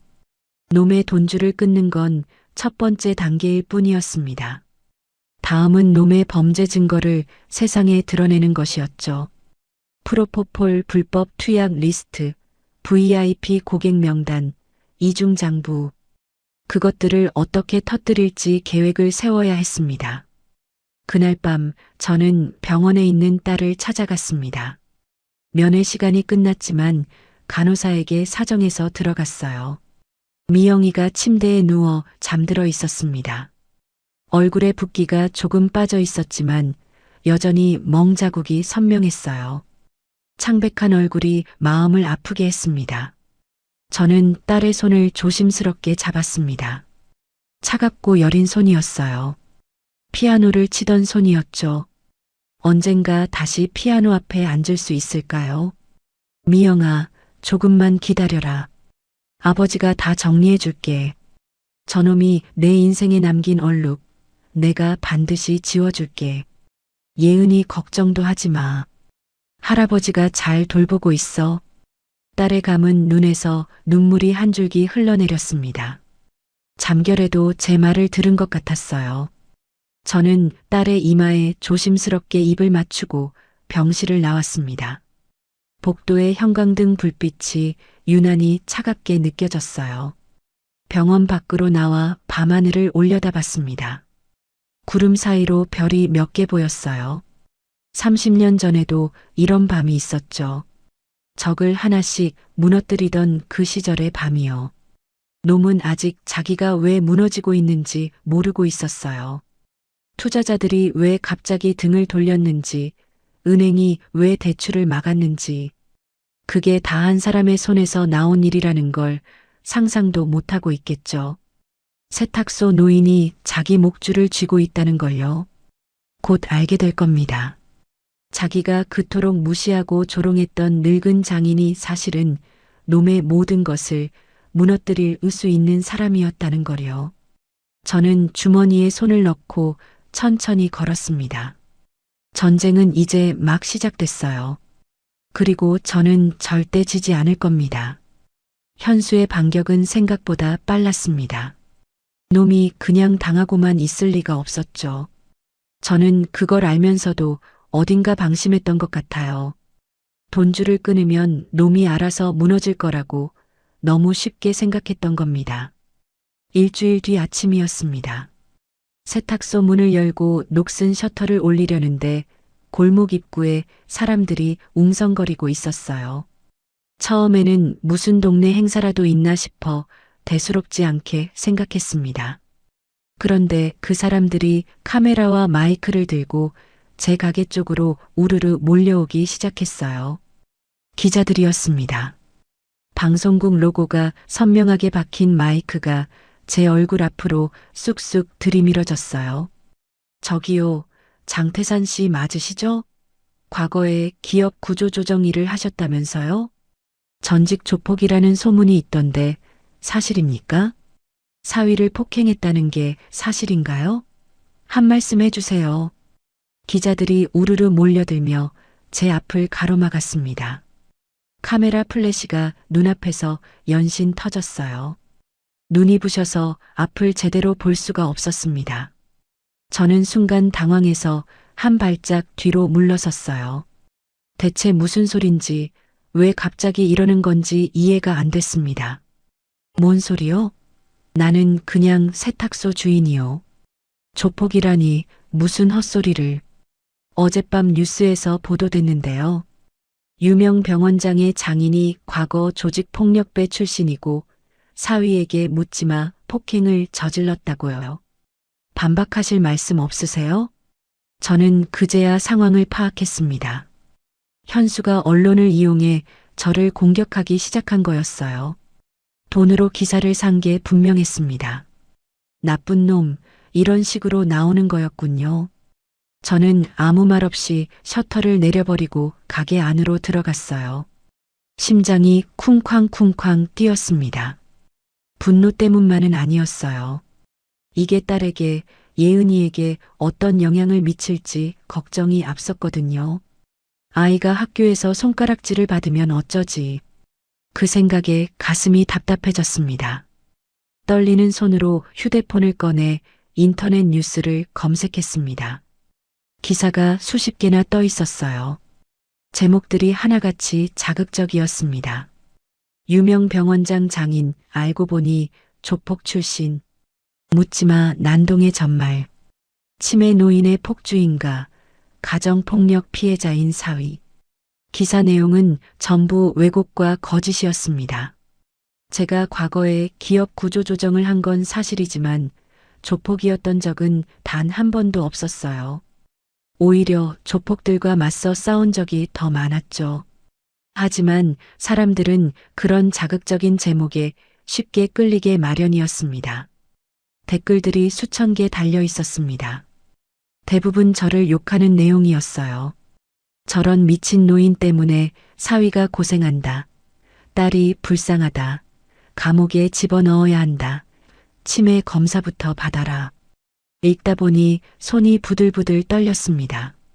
평생 남의 시선 따위 신경 쓰지 않고 살아왔는데 이렇게 억울한 적은 난생 처음이었어요. 분노보다 허탈함이 밀려왔습니다. 그날 오후 상황은 더 악화됐습니다. 유튜버들이 세탁소 앞에 떼거리로 몰려온 거예요. 요즘 유행한다는 취재 유튜버들이었습니다. 그들은 스마트폰 카메라를 들이대며 생중계를 시작했어요. 시청자 여러분, 여기가 바로 그 살인미수범의 가게입니다. 보이시죠? 저 낡은 간판이요. 장태산 씨 나오세요. 해명 좀 해보세요. 저는 셔터를 내린 채 가게 안에 웅크리고 있었습니다. 불도 켜지 않았어요. 어둠 속에서 무릎을 껴안고 앉아 있었습니다. 밖에서 들리는 조롱 섞인 목소리가 칼날처럼 가슴을 찔렀어요. 킬킬거리는 웃음소리, 일부러 크게 떠드는 소리. 주먹을 꽉 쥐었습니다. 뛰쳐나가서 저것들을 당장 혼내주고 싶었지만 참았어요. 그러면 정말로 폭력범이 되는 거니까요. 놈들의 함정에 빠지는 거였습니다. 밤 9시가 넘어서야 유튜버들이 하나둘 떠났습니다. 저는 조용히 셔터를 올리고 가게 앞을 쓸었어요. 누군가 던진 계란 껍데기와 음료수 캔, 쓰레기가 여기저기 널려 있었습니다. 욕설이 적힌 종이도 있었어요. 손이 떨렸지만 묵묵히 쓸었습니다. 이 정도로 무너질 내가 아니었어요. 더 힘든 일도 겪어봤으니까요. 그런데 진짜 문제는 그날 밤에 일어났습니다. 밤 11시가 넘었을 때였어요. 영업을 끝내고 뒷정리를 하고 있었습니다. 내일 아침에 찾아갈 옷들을 분류하고 있었죠. 그때 셔터를 두드리는 소리가 들렸어요. 쾅, 쾅, 쾅. 처음에는 술 취한 사람인가 싶었습니다. 하지만 소리가 점점 세졌어요. 그리고 쇠파이프로 내리치는 듯한 굉음이 터졌습니다. 셔터가 찌그러지기 시작했어요. 페인트가 벗겨지고 금속이 휘어지는 소리가 났습니다. 저는 재빨리 가게 안에 불을 끄고 카운터 뒤에 몸을 숨겼습니다. 심장이 미친 듯이 뛰었어요. 귀를 기울이며 숨을 죽였습니다. 몇 초 뒤 셔터가 강제로 들어 올려지며 검은 마스크를 쓴 남자 4명이 가게 안으로 쏟아져 들어왔어요. 손에는 쇠파이프와 야구 방망이가 들려 있었습니다. 형형색색의 문신이 팔뚝에 보였어요. 노인네 어디 있어? 나와. 숨어봤자 소용없어. 흥신소 깡패들이었습니다. 현수가 보낸 게 틀림없었어요. 저는 이를 악물었습니다. 도망갈 생각은 없었습니다. 여기는 제 공간이었으니까요. 30년을 지켜온 제 터전이었습니다. 이곳에서 물러날 수는 없었어요. 저는 머릿속으로 이 좁은 공간의 구조를 떠올렸습니다. 보일러실 옆에 있는 고압 스팀 밸브, 천장에 매달린 옷걸이 행거들, 구석에 놓인 무거운 공업용 다리미. 이 지형지물을 누구보다 잘 아는 사람은 바로 저였어요. 첫 번째 놈이 야구 방망이를 휘두르며 카운터 쪽으로 다가왔습니다. 저는 보일러 옆 밸브를 힘껏 돌렸어요. 쉬익 하는 소리와 함께 뜨거운 스팀이 세차게 뿜어져 나왔습니다. 놈의 얼굴을 정통으로 맞췄어요. 비명이 터졌습니다. 으악! 눈이 안 보여. 시야를 잃은 놈이 비틀거리며 옷더미 위로 쓰러졌습니다. 저는 그 틈을 타 천장의 행거 레일을 있는 힘껏 밀었어요. 수십 벌의 옷이 걸린 무거운 행거가 두 번째 놈을 향해 와르르 쏟아졌습니다. 놈이 옷더미와 철제 행거에 파묻혀 바닥에 넘어졌어요. 세 번째 놈이 쇠파이프를 휘둘렀습니다. 저는 간신히 몸을 피했지만 왼쪽 어깨를 스쳤어요. 통증이 찌릿하게 팔 전체로 퍼졌습니다. 하지만 멈출 수 없었어요. 저는 구석에 있던 공업용 다리미를 두 손으로 집어들었습니다. 5kg이 넘는 무거운 쇳덩이였죠. 온 힘을 다해 놈의 어깨를 내리쳤어요. 뼈가 부러지는 둔탁한 소리가 났습니다. 하지만 네 번째 놈이 뒤에서 달려들었습니다. 발길질이 제 옆구리를 정확히 가격했어요. 갈비뼈에서 뭔가가 우두둑 꺾이는 느낌이 들었습니다. 숨을 쉴 수가 없었어요. 바닥에 쓰러졌습니다. 놈이 저를 내려다보며 쇠파이프를 높이 들어 올렸습니다. 죽을 수도 있겠다는 생각이 스쳤어요. 그 순간 제 눈에 바닥에 떨어진 가족사진 액자가 들어왔습니다. 유리가 깨진 액자 속에서 딸과 예은이가 웃고 있었어요. 놈의 발이 그 사진을 밟으려 하고 있었습니다. 저도 모르게 손이 움직였어요. 바닥에 흩어진 옷핀 뭉치를 집어 놈의 발목을 잇는 힘껏 찔렀습니다. 놈이 비명을 지르며 뒤로 비틀거렸어요. 그때 멀리서 경찰 사이렌 소리가 들려왔습니다. 야, 경찰이다. 빠져. 놈들이 부랴부랴 도망쳤습니다. 저는 피투성이가 된 채 차가운 바닥에 누워 거친 숨을 몰아쉬었어요. 온몸이 불덩이처럼 아팠습니다. 하지만 저는 찢어진 가족 사진을 손에 꼭 쥐고 있었습니다. 경찰이 도착했지만 그들은 피해자인 저를 오히려 폭행 혐의로 입건하려 했어요. 현수의 입김이 경찰에까지 닿아 있는 거였습니다. 세상이 온통 놈의 편인 것 같았어요. 돈과 권력 앞에서 정의는 무력했습니다. 병원에서 갈비뼈 치료를 받았습니다. 2대의 금이 갔고 전신에 타박상을 입었어요. 의사가 최소한 2주일은 안정을 취해야 한다고 했지만 저는 들은 척도 하지 않았습니다. 침대에 누워 천장을 바라보며 생각했어요. 이대로 당하고만 있을 수는 없었습니다. 저는 떨리는 손으로 휴대폰을 꺼내 현수에게 직접 전화를 걸었습니다. 신호음이 3번 울리고 놈의 목소리가 들려왔어요. 느긋하고 여유로운 목소리였습니다. 승자의 목소리였죠. 아, 장인어른. 밤늦게 웬일이세요? 혹시 어디 다치셨어요? 비웃는 게 뻔히 느껴졌습니다. 저는 이를 악물었어요. 내 가게 부순가 비싸게 받을 거다. 무슨 말씀이신지. 저는 아무것도 모르는데요. 아, 혹시 요즘 뉴스 보셨어요? 장인어른 이야기가 많이 나오던데. 유명해지셨네요. 현수의 킬킬거리는 웃음소리가 귀를 찔렀습니다. 저는 주먹을 꽉 쥐었어요. 어르신, 몸 조심하셔야죠. 연세가 있으신데 이렇게 무리하시면 큰일 나요. 다음엔 실수로 집에 불이 날 수도 있거든요. 아, 그리고 예은이 학교도 알아봐야겠네. 요즘 학교에서 왕따가 유행이라던데. 손녀를 건드린다는 말에 저는 이성의 끈이 끊어지는 걸 느꼈습니다. 눈앞이 빨갛게 물들었어요. 심장이 터질 것처럼 뛰었습니다. 6살짜리 아이를 협박수단으로 쓰다니. 이건 인간의 탈을 쓴 악마였어요. 최연수, 너는 선을 넘었다. 이제 끝이야. 끝이라고요? 뭐가요? 두고 봐라. 전화를 끊고 저는 침대 위에 한참 앉아 있었습니다. 분노로 온몸이 떨렸어요.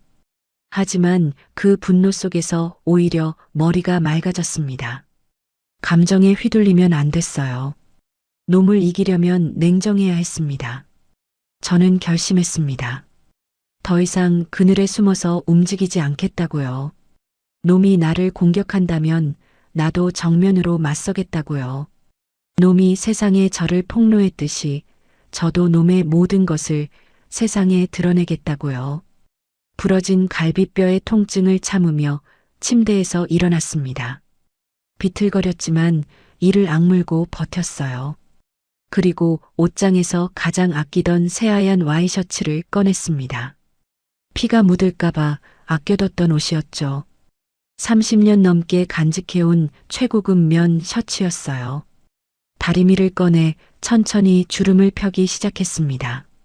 쉬익 하는 스팀 소리가 조용한 병실에 울려 퍼졌어요.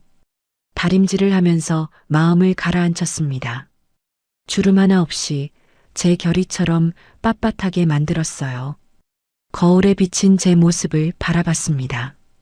붕대를 감은 노인의 모습이었지만 눈빛만은 30년 전과 똑같았어요. 저승사자의 눈이었습니다. 이제 전쟁의 마지막 단계로 들어갈 시간이었어요. 누가 이기나 끝까지 가보는 겁니다. 김서진 검사에게 전화를 걸었습니다. 김 검사, 나야. 내가 미끼가 되겠어. 놈의 병원 확장 기념 파티가 언제지? 3일 뒤입니다. 어르신, 대체 무슨 생각을? 그날 모든 걸 끝낸다. 파티 이틀 전이었습니다. 저는 안전가옥에서 마지막 준비를 하고 있었어요. 현수 병원의 프로포폴 불법 투약 리스트, VIP 고객 명단, 이중 장부 사본. 그 모든 증거를 파티장에서 터뜨릴 계획이었죠. 언론사 기자 3명도 미리 섭외해 두었고 녹음기와 소형 카메라도 준비했습니다. 모든 게 순조로웠어요. 적어도 그때까지는요. 오후 4시쯤 서진이에게서 전화가 왔습니다. 목소리가 심상치 않았어요. 평소의 또렷함이 사라지고 떨리고 있었습니다.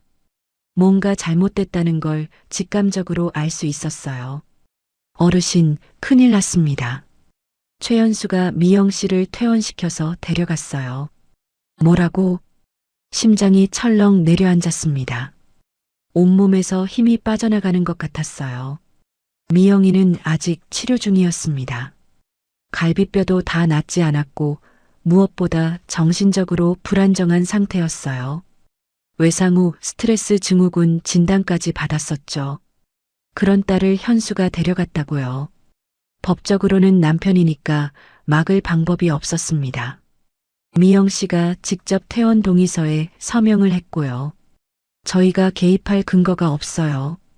딸이 직접 서명을? 그럴 리가 없어. 강제로 시킨 거야. 협박했거나 아니면 약물을 먹였거나. 저도 그렇게 생각합니다. 하지만 증거가 없으면 어떻게 할 방법이. 저는 전화를 끊기도 전에 안전가옥을 뛰쳐나왔습니다. 택시를 잡아타고 타워 팰리스로 향했어요. 차 안에서 심장이 터질 것처럼 뛰었습니다. 손이 떨려서 무릎 위에 꼭 올려놓았어요. 제발, 제발 아무 일도 없기를. 엘리베이터를 타고 50층으로 올라갔습니다. 복도를 뛰어가 현수의 펜트하우스 앞에 섰어요. 초인종을 연신 눌렀지만 아무도 나오지 않았습니다. 문을 두드려도 마찬가지였어요. 미영아, 아버지야, 문 열어, 미영아. 제 목소리가 텅 빈 복도에 울려 퍼졌습니다. 메아리처럼 돌아왔어요. 아무런 응답이 없었습니다. 한참을 두드리고 소리를 지른 뒤에야 문이 천천히 열렸어요. 그런데 문 앞에 선 사람을 보고 저는 그 자리에서 얼어붙었습니다. 미영이었어요. 하지만 제가 아는 딸이 아니었습니다. 눈에 초점이 없었어요. 동공이 풀려 있었고 표정은 아무런 감정도 없이 멍했습니다. 마치 영혼이 빠져나간 인형처럼요. 피부는 창백했고 입술은 바짝 말라 있었어요. 뭔가 약물에 취한 것 같았습니다. 아니, 확실히 약을 먹은 상태였어요. 미영아, 괜찮니? 아버지야. 나랑 같이 가자. 병원 가야 해. 저는 딸의 손을 잡으려 했습니다. 그런데 미영이가 제 손을 뿌리쳤어요. 차갑고 단호하게요. 마치 낯선 사람의 손을 피하듯이. 아버지, 가세요. 뭐라고? 집에 가시라고요. 저 괜찮아요. 남편이랑 잘 지낼 거예요. 걱정 마세요. 믿을 수가 없었습니다. 이게 무슨 소리인지. 저는 딸의 양 어깨를 붙잡았어요. 눈을 들여다봤습니다. 텅 빈 눈이었어요. 미영아, 정신 차려. 저놈이 널 얼마나 때렸는지 잊었어? 내 갈비뼈가 부러졌잖아. 얼굴이 피투성이가 됐었잖아. 예은이 앞에서 너를 그렇게 패면서 죽이겠다고 소리를 질렀어. 기억 안 나? 그건 제가 잘못해서 그런 거예요. 딸의 입에서 나온 그 말에 저는 숨이 막혔습니다. 마치 누군가 제 목을 조르는 것 같았어요. 그건 제가 잘못해서요. 전형적인 가정폭력 피해자의 말이었습니다. 현수가 딸의 정신을 완전히 지배해버린 거였어요. 약물과 협박과 고립으로 세뇌를 시킨 거였습니다. 가스라이팅의 끝판왕이었죠. 제가 남편 말을 안 들어서 그랬어요. 제가 먼저 화를 냈고요. 남편은 원래 그런 사람이 아니에요. 아버지가 자꾸 남편을 괴롭히잖아요. 투자자들한테 협박하고 언론에 거짓말하고 아버지 때문에 우리 가정이 무너지고 있어요. 미영아, 그게 무슨... 제발 그만하세요. 딸이 갑자기 소리를 질렀습니다. 조용하던 복도에 날카로운 비명이 울렸어요. 눈에서 눈물이 주르르 흘러내렸습니다. 하지만 그 눈물 뒤에는 공포가 있었어요. 현수에 대한 공포요. 저를 밀어내는 것도 어쩌면 자기를 보호하기 위한 행동이었을 겁니다. 놈이 뒤에서 지켜보고 있을 테니까요. 딸은 자기가 할 수 있는 유일한 방법으로 버티고 있는 거였어요. 미영 씨, 거기서 뭐해? 누구야? 안쪽에서 현수의 목소리가 들려왔습니다. 느긋하고 여유로운 목소리였어요. 딸의 어깨가 움찔했습니다. 공포에 질린 토끼 같았어요. 온몸이 굳어버린 것처럼 보였습니다. 아무것도 아니에요, 여보. 아버지가 잠깐 왔는데 그냥 가신대요. 미영이가 문을 닫으려 했습니다. 저는 발을 문틈에 끼워 넣었어요. 통증이 느껴졌지만 상관없었습니다. 예은이는? 예은이 어디 있어? 예은이는 괜찮아요. 학교 갔어요. 이 시간에? 밤 7시인데 학교에 갔다고? 딸의 눈이 흔들렸습니다. 시선이 왼쪽으로 잠깐 움직였어요. 거짓말을 할 때 사람들이 흔히 보이는 반응이었죠. 미영아, 예은이 어디 있는 거야? 제발 말해줘. 아버지한테 제발. 그때 현수가 현관으로 나왔습니다. 반팔 셔츠에 슬리퍼 차림이었어요. 손에는 와인 잔을 들고 있었습니다. 느긋하게 웃고 있었어요. 완벽한 승리자의 미소였죠. 장인어른, 이 늦은 시간에 웬일이세요? 아, 예은이요? 제가 잠시 친척 집에 보냈어요. 요즘 할아버지 때문에 아이가 너무 불안해해서요. 악몽을 꾸고 밤마다 울어요. 어디로 보냈어? 정확히 어디야? 그건 알려드릴 수 없네요. 아이 안전을 위해서요. 장인어른 같은 분이 찾아오면 안 되니까요. 저는 현수의 멱살을 움켜잡았습니다. 놈의 눈을 똑바로 노려봤어요. 놈의 눈은 웃고 있었습니다. 비웃고 있었어요. 예은이 어디 있는지 당장 말해. 안 그러면요? 뭘 어쩌시게요, 장인어른? 저는 주먹을 들어 올렸어요. 하지만 그 순간 미영이가 사이에 끼어들었습니다. 아버지, 제발요. 그만하세요. 딸이 울면서 저를 밀어냈습니다. 생각보다 세게 밀었어요. 저는 비틀거리며 뒤로 물러났습니다. 가슴이 찢어지는 것 같았어요. 내 딸이, 내가 세상에서 가장 사랑하는 딸이 저놈을 감싸고 있었습니다. 저를 밀어내면서요. 가세요, 아버지. 다시는 오지 마세요. 제발이요. 문이 쾅 닫혔습니다. 저는 그 앞에 한참 서 있었어요. 다리에 힘이 풀려서 움직일 수가 없었습니다. 복도의 차가운 대리석 바닥에 주저앉았어요. 머리가 텅 비어버린 것 같았습니다. 그날 밤 상황은 더 나빠졌습니다. 안전가옥으로 돌아왔는데 문이 열려 있었어요. 경첩이 부서져 있었습니다. 심장이 쿵 떨어졌어요. 조심스럽게 안으로 들어가 보니 누군가 다녀간 흔적이 역력했습니다. 서류들이 바닥에 뒤죽박죽 흩어져 있었고 벽에 붙여놓은 상황판이 갈기갈기 찢겨 있었어요. 컴퓨터는 박살이 나 있었습니다. 그리고 가장 중요한 것, 현수의 범죄 증거가 담긴 파일들이 전부 사라져 있었어요. 원본도 복사본도요. 저는 바닥에 털썩 주저앉았습니다. 손이 부들부들 떨렸어요. 어떻게 이곳을 알아냈을까요? 누군가 배신한 게 분명했습니다. 윤식이? 아니면 김씨? 아니면 다른 누군가? 머릿속이 복잡했어요. 휴대폰이 울렸습니다. 서진이었어요. 어르신, 죄송합니다. 저 빠집니다. 뭐라고? 검찰 내부에서 압력이 들어왔어요. 최연수 건에서 손 떼라고요. 안 그러면 제 자리가 날아간대요. 감찰까지 들어올 수 있다고. 정말 죄송합니다. 어르신 은혜는 평생 잊지 않겠지만 더 이상은 못 도와드리겠습니다. 전화가 끊겼습니다. 저는 휴대폰을 바닥에 내동댕이 쳤어요. 화면이 산산이 깨졌습니다. 증거도 없고 동맹도 없고 딸마저 등을 돌렸습니다. 손녀가 어디 있는지도 모르고요. 완벽한 패배였어요. 저는 어둠 속에 앉아 한참을 멍하니 있었습니다. 눈물이 났어요.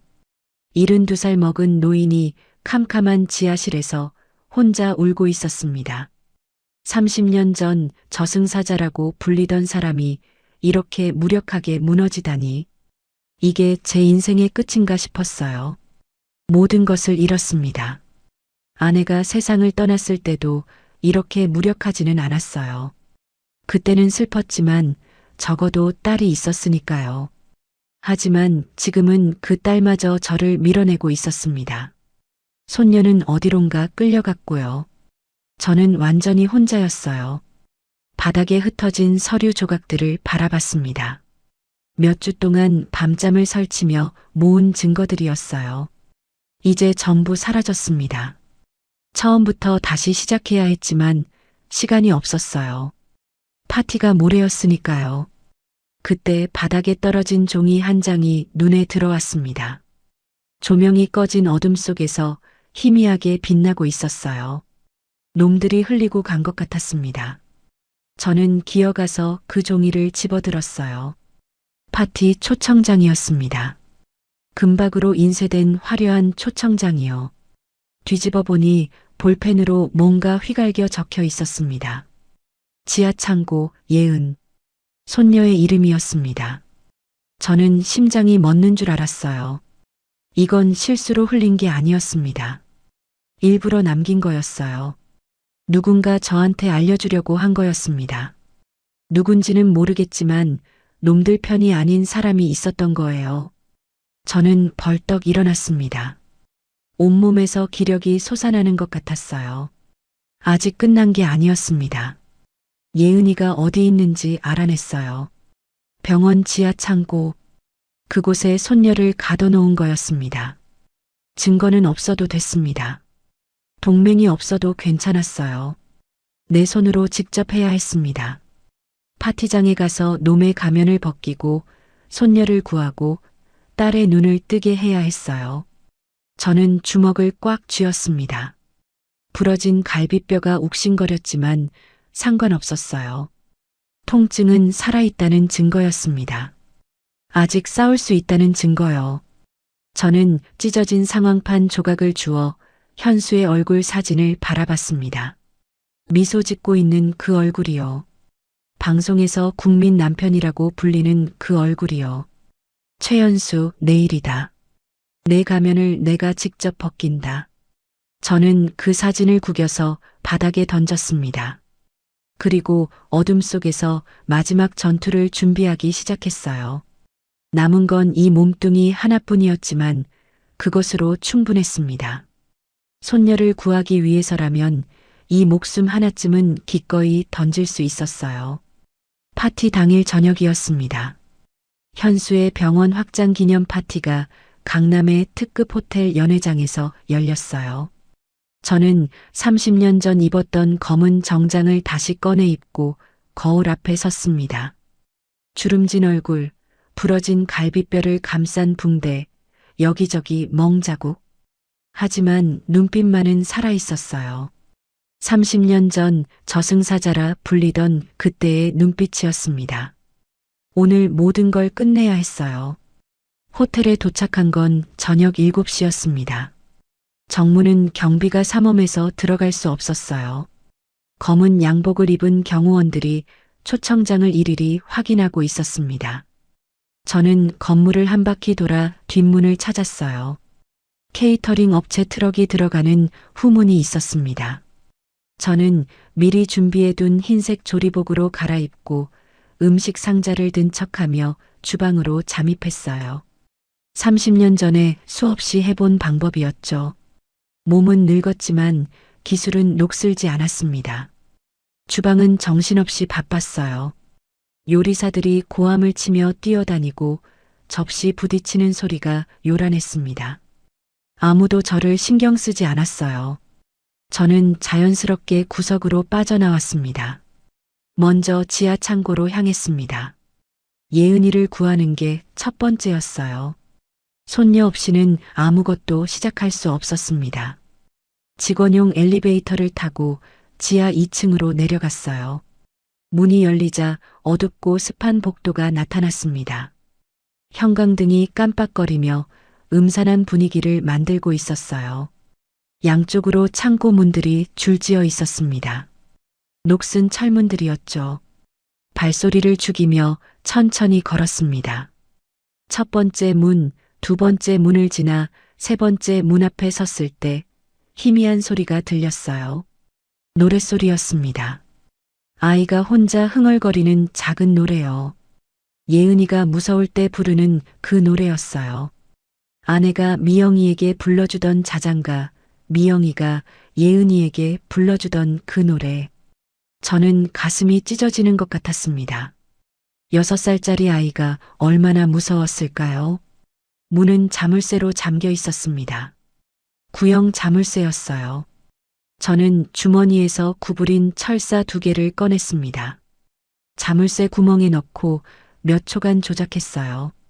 딸깍 소리와 함께 자물쇠가 풀렸습니다. 문을 열자 어둠 속에서 작은 그림자가 움찔하며 뒤로 물러났어요. 누구세요? 무서워요. 예은아, 할아버지야. 할아버지 왔어. 아이가 눈을 크게 떴습니다. 어둠에 적응한 눈이 저를 알아봤어요. 그리고 달려와 제 다리에 매달렸습니다. 작은 몸이 온몸을 부들부들 떨고 있었어요. 손이 얼음장처럼 차가웠습니다. 저는 예은이를 꼭 안아주었어요. 할아버지, 무서웠어요. 아저씨들이 저를 여기 가뒀어요. 아무것도 안 보이고 무서웠어요. 엄마한테 가고 싶어요. 괜찮아. 이제 다 괜찮아. 할아버지가 왔으니까. 이제 무서운 거 다 끝났어. 저는 예은이를 안고 창고를 나왔습니다. 하지만 복도 끝에서 발소리가 들렸어요. 2사람의 발소리였습니다. 경비원들이 순찰을 돌고 있었어요. 저는 재빨리 옆 창고 문을 열고 예은이와 함께 몸을 숨겼습니다. 아까 엘리베이터 내려온 거 봤는데? 몰라, 한번 확인해 보자. 애 있는 창고 먼저 보고. 발소리가 점점 가까워졌습니다. 저는 예은이의 입을 손으로 살짝 막고 숨을 죽였어요. 심장이 귀에서 쿵쾅거렸습니다. 경비원들이 우리가 숨은 문 바로 앞에서 멈췄어요. 숨이 막힐 것 같았습니다. 몇 초가 몇 분처럼 느껴졌어요. 아, 됐어. 별일 없겠지. 위에서 파티 시작했다는데 빨리 가자. 발소리가 멀어졌습니다. 저는 안도의 한숨을 내쉬었어요. 예은이가 제 손을 꼭 잡고 있었습니다. 예은아, 지금부터 할아버지 말 잘 들어야 해. 위층에 아는 아저씨가 있거든. 그 아저씨한테 가서 기다려. 할아버지는 아빠를 혼내고 올게. 알았지? 예은이를 주방 쪽으로 데려갔습니다. 거기서 윤식이가 배치해둔 사람이 기다리고 있었어요. 동맹이 다 떠난 줄 알았는데 윤식이만은 끝까지 남아 있었습니다. 안전가옥에 쪽지를 흘린 것도 그였어요. 저는 속으로 감사했습니다. 이제 연회장으로 올라갈 차례였습니다. 연회장은 화려함 그 자체였어요. 천장에 매달린 거대한 샹들리에가 수천 개의 불빛을 뿌리고 있었습니다. 유명 인사들이 곳곳에 모여 웃고 떠들고 있었어요. 정치인, 연예인, 재벌 자녀들. 모두 현수의 VIP 고객들이었죠. 프로포폴을 맞으러 온 사람들이요. 그리고 무대 중앙에 현수가 서 있었습니다. 미영이를 옆에 세우고 환하게 웃으며 손님들과 인사를 나누고 있었어요. 완벽한 국민 남편의 모습이었죠. 딸의 얼굴은 여전히 멍했습니다. 두꺼운 화장으로 멍 자국을 가렸지만 저는 다 알 수 있었어요. 저 미소가 진짜가 아니라는 것을요.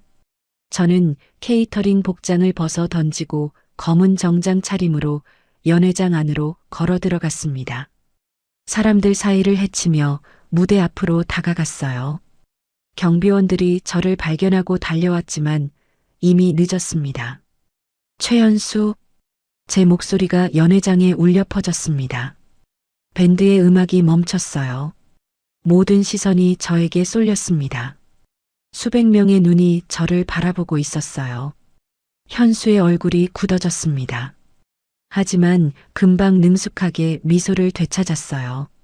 아, 장인어른. 오셨군요. 가족이니까 환영합니다.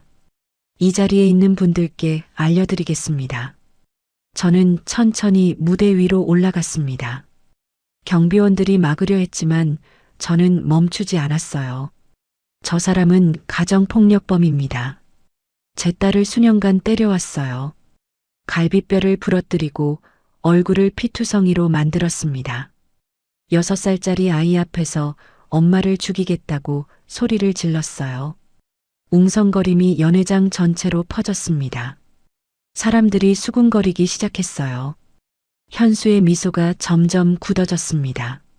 장인어른, 여기서 이러시면 곤란합니다. 치매 증상이 있으신 것 같은데 누가 좀 모셔다 드려요. 치매? 아니야. 내 정신은 멀쩡해. 그리고 증거도 있어. 저는 품에서 작은 기기를 꺼냈습니다. 예은이에게 준 고민형에 들어있던 녹음기였어요. 그날 밤 모든 소리가 담겨 있었습니다. 녹음기의 재생 버튼을 눌렀습니다. 연회장에 설치된 마이크를 통해 소리가 울려 퍼졌어요. 죽어. 그냥 죽어버려. 현수의 광기 어린 고함이 터져나왔습니다. 딸의 처절한 비명소리, 쿵쿵거리는 타격음, 유리 깨지는 소리, 그리고 예은이의 울음소리. 연회장이 순식간에 얼어붙었어요. 사람들의 얼굴에 경악이 퍼졌습니다. 몇몇 여자들은 손으로 입을 막았어요. 이건 조작이야. 저 미친 노인이 만들어낸 거라고. 현수가 소리를 질렀습니다. 얼굴이 새빨갛게 달아올라 있었어요. 목에 핏줄이 붉어졌습니다. 이성을 잃기 시작한 거였죠. 가면이 벗겨지고 진짜 얼굴이 드러나고 있었어요. 그때 연회장 정문이 활짝 열렸습니다. 서진이가 경찰들을 이끌고 들어왔어요. 저는 놀라서 눈이 커졌습니다. 포기했다고 했던 서진이가 돌아온 거였어요. 최연수 씨, 가정폭력 및 불법 약물 유통 혐의로 긴급 체포합니다. 뭐? 김 검사, 당신 검찰에서 손 떼라고 했잖아. 그랬죠. 하지만 밤새 고민했습니다. 제 양심이 허락하지 않았어요. 저도 은혜를 갚을 줄 아는 사람입니다. 서진이가 저를 향해 고개를 끄덕였습니다. 저는 가슴이 뜨거워졌어요. 혼자가 아니었습니다.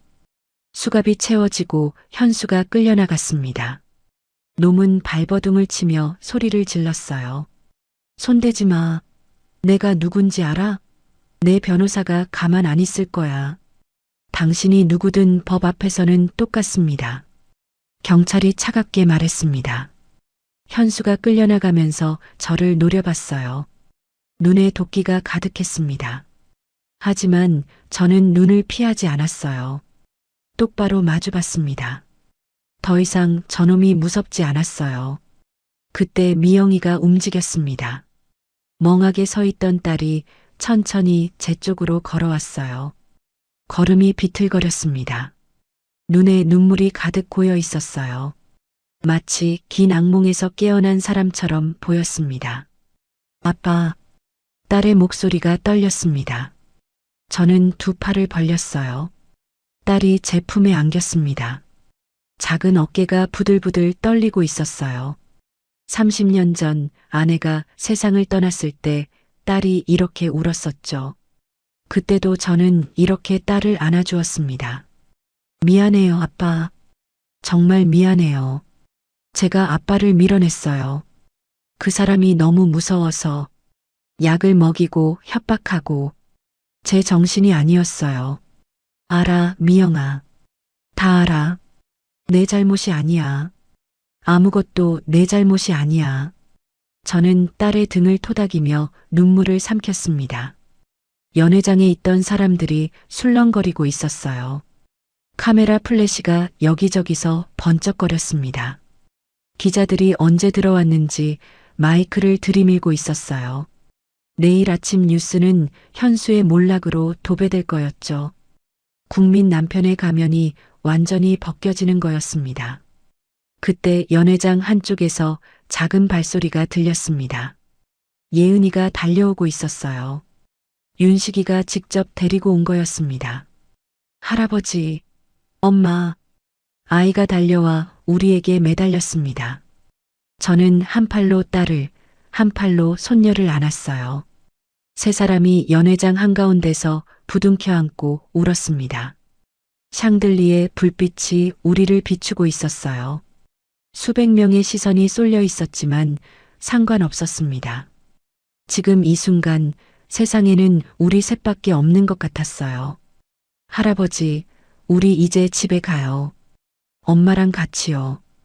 예은이가 제 얼굴을 올려다보며 말했습니다. 눈에 눈물이 맺혀 있었지만 아이는 웃고 있었어요.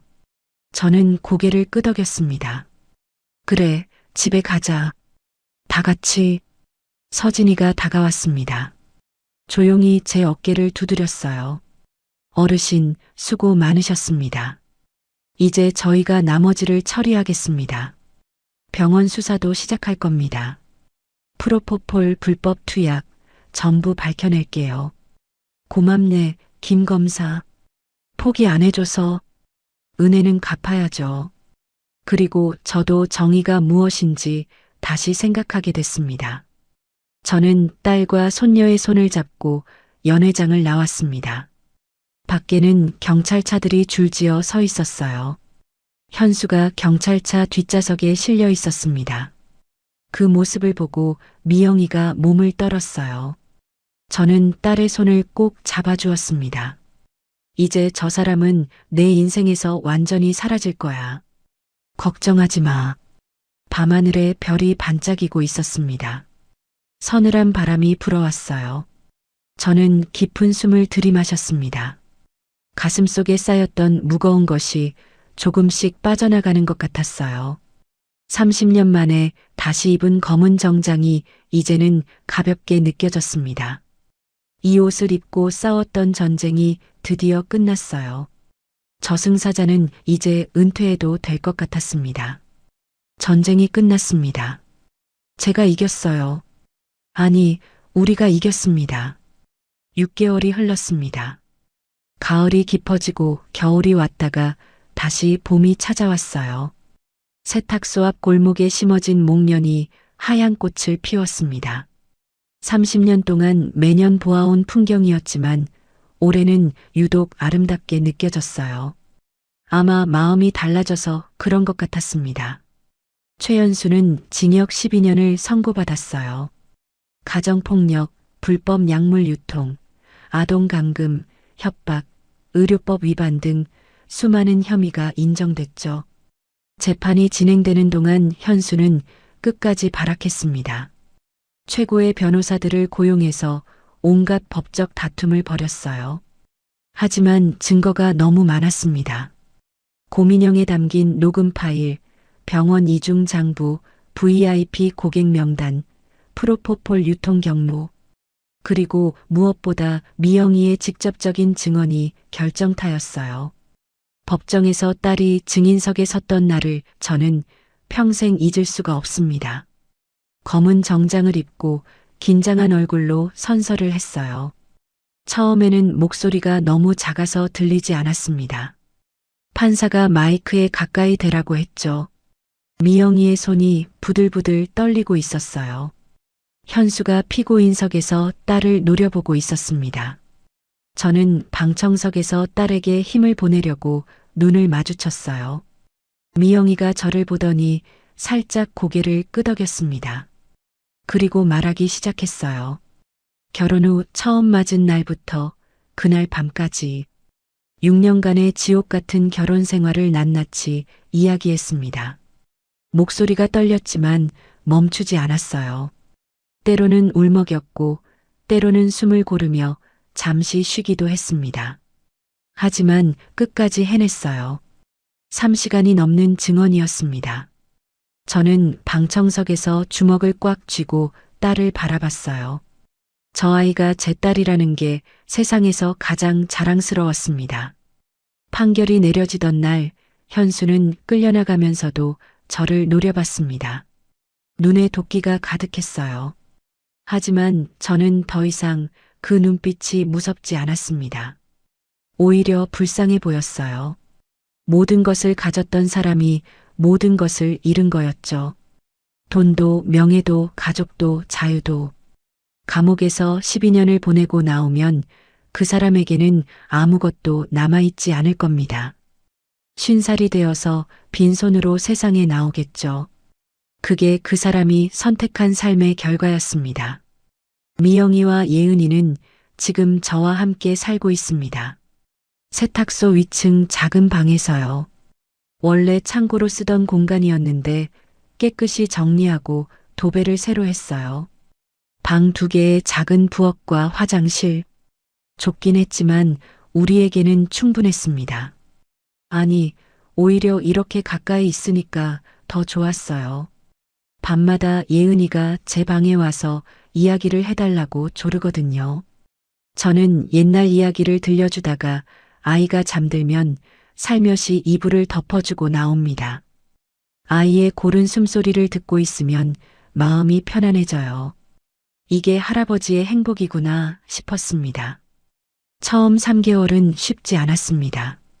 미영이는 밤마다 악몽을 꿨어요. 비명을 지르며 깨어나곤 했죠. 식은땀에 젖어서 떨고 있는 딸을 볼 때마다 가슴이 찢어졌습니다. 저는 그때마다 딸의 방으로 달려가 손을 잡아주었어요. 괜찮아. 이제 아무도 널 해치지 않아. 아빠가 여기 있어. 그 말을 수백 번은 했을 겁니다. 시간이 지나면서 조금씩 나아졌어요. 악몽의 횟수가 줄었고 딸의 얼굴에 조금씩 생기가 돌아오기 시작했습니다. 요즘 미영이는 심리 상담을 받으러 다닙니다. 일주일에 2번씩이요. 처음에는 거부했어요. 자기는 괜찮다고 그런 거 필요 없다고요. 하지만 제가 설득했습니다. 몸에 난 상처는 시간이 지나면 낫지만 마음에 난 상처는 제대로 치료하지 않으면 덧난다고요. 딸은 결국 고개를 끄덕였습니다. 상담받고 온 날은 얼굴이 조금 더 편해 보여요.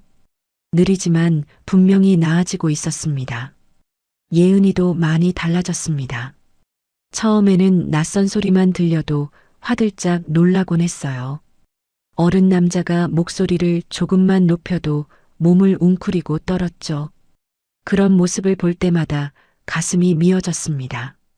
7살짜리 아이가 그런 공포를 안고 살아야 했다니.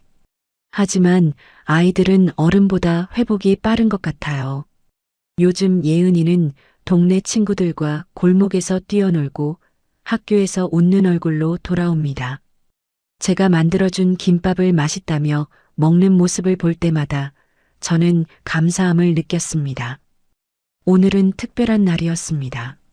미영이가 오랜만에 피아노를 치겠다고 했거든요. 세탁소 한쪽 구석에 중고 전자 피아노를 들여놓았어요. 인터넷에서 30만 원에 산 물건이었습니다. 크지도 않고 비싸지도 않은 물건이었지만 딸의 눈이 반짝였어요. 딸이 건반 앞에 앉았습니다. 손가락을 가만히 내려다보더니 천천히 건반 위에 올렸어요. 잠시 망설이는 것 같았습니다. 마지막으로 피아노를 친 게 언제였을까요? 아마 결혼 전이었을 거예요. 현수가 피아노 치는 걸 싫어했거든요. 6년 동안 딸은 자기가 가장 좋아하는 것을 포기하고 살았던 겁니다. 그리고 첫 음을 눌렀어요.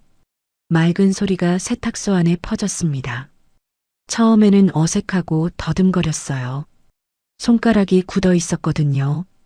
틀린 음도 있었고 박자도 흔들렸습니다.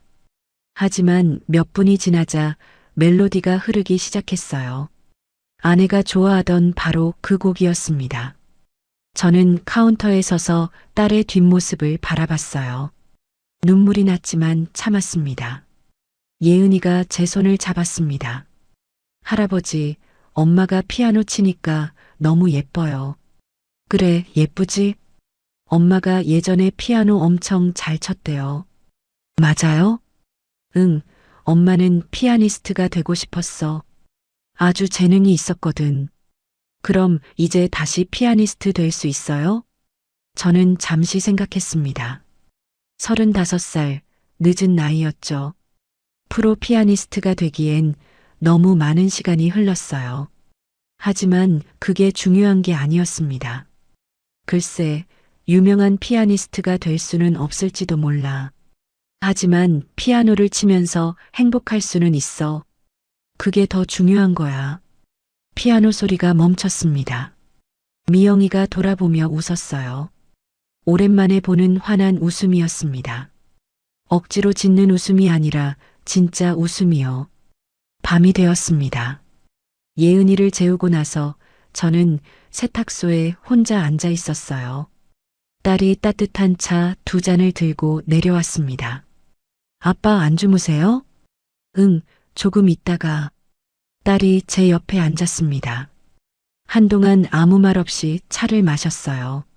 아빠 고마워요. 저를 포기하지 않아줘서. 당연한 건데 뭘. 당연하지 않아요. 제가 아빠를 얼마나 밀어냈는데요. 다시는 오지 말라고까지 했잖아요. 딸의 목소리가 떨렸습니다. 저는 딸의 손을 잡았어요. 넌 내 딸이야. 세상에 내 딸을 포기할 아버지가 어디 있어. 미영이가 울음을 터뜨렸습니다. 저는 딸을 안아주었어요. 한참 뒤에 딸이 눈물을 닦으며 말했습니다. 아빠, 저 피아노 학원 차릴까 생각 중이에요. 작게요. 동네 아이들 가르치면서 살고 싶어요. 그거 좋은 생각이다. 해볼게요. 이번엔 제가 하고 싶은 걸 하면서 살 거예요. 딸이 웃었습니다. 그 웃음에 미래가 보였어요. 힘들겠지만 이 아이는 해낼 거라고 저는 믿었습니다. 다음 날 아침이 밝았습니다. 새벽 5시, 저는 언제나처럼 스팀 소리에 눈을 떴어요. 쉬익하고 보일러가 예열되는 그 익숙한 소리였습니다. 세수를 하고 세탁소로 내려갔어요. 셔터를 올리자 아침 공기가 서늘하게 밀려 들어왔습니다. 골목에 아직 인적이 없었어요. 가로등이 꺼지고 동쪽 하늘이 조금씩 밝아지고 있었습니다. 저는 다림질대 앞에 섰습니다. 어제 맡겨진 옷들이 쌓여 있었어요. 하나씩 집어들며 상태를 살폈습니다. 기름때가 묻은 작업복, 얼룩이 진 블라우스, 주름진 양복 바지. 30년 동안 해온 일이었죠. 손이 저절로 움직였어요. 다리미를 예열하고 스팀을 뿌리고 주름을 하나씩 펴나갔습니다. 문득 생각했습니다. 제 인생도 이 옷들 같았구나. 얼룩이 지고 구겨지고 찢어지기도 했죠. 하지만 정성을 들이면 다시 깨끗해질 수 있었어요. 다림질로 안 되는 얼룩은 도려내야 한다고 생각했었는데 사실 가장 중요한 건 포기하지 않는 것이었습니다. 끝까지 문지르고 두드리고 정성을 들이는 것. 그러면 대부분의 얼룩은 빠지더라고요. 아침 8시쯤 되자 예은이가 교복을 입고 내려왔습니다. 가방을 메고 학교 갈 준비를 하고 있었어요. 할아버지, 다녀올게요. 그래, 조심히 가. 점심 맛있게 먹고. 네. 예은이가 골목을 뛰어가는 모습을 바라봤습니다. 올해 초등학교 2학년이 된 아이였어요. 작년 이맘때만 해도 어둠 속에서 떨고 있던 아이가 이제는 밝게 웃으며 학교에 갑니다. 아이들은 참 대단해요. 어른보다 훨씬 강하고 회복력이 좋았습니다. 잠시 뒤 미영이도 내려왔습니다. 오늘은 심리 상담 받는 날이었어요. 아빠 다녀올게요. 점심은 냉장고에 있는 거 드세요. 그래, 갔다 와. 딸이 골목을 걸어가는 뒷모습을 봤습니다. 어깨가 펴져 있었어요. 6개월 전만 해도 항상 움츠리고 다녔는데 이제는 당당하게 걸었습니다. 조금씩, 아주 조금씩 제 딸이 돌아오고 있었어요. 오전에 손님이 몇 명 왔습니다. 단골인 김신의 아주머니는 남편 와이셔츠를 맡기면서 이런저런 동네 이야기를 해주었어요. 사장님, 요즘 따님 얼굴이 많이 좋아지셨네요. 다행이에요, 정말. 고맙습니다. 손녀분도 참 밝아졌고요. 옛날 생각하면 가슴이 아픈데 이제 좋은 일만 있을 거예요. 동네 사람들은 우리에게 일어난 일을 다 알고 있었습니다. 뉴스에도 크게 나왔으니까요. 처음에는 수군거리는 시선이 불편하기도 했어요. 하지만 대부분의 사람들은 따뜻했습니다.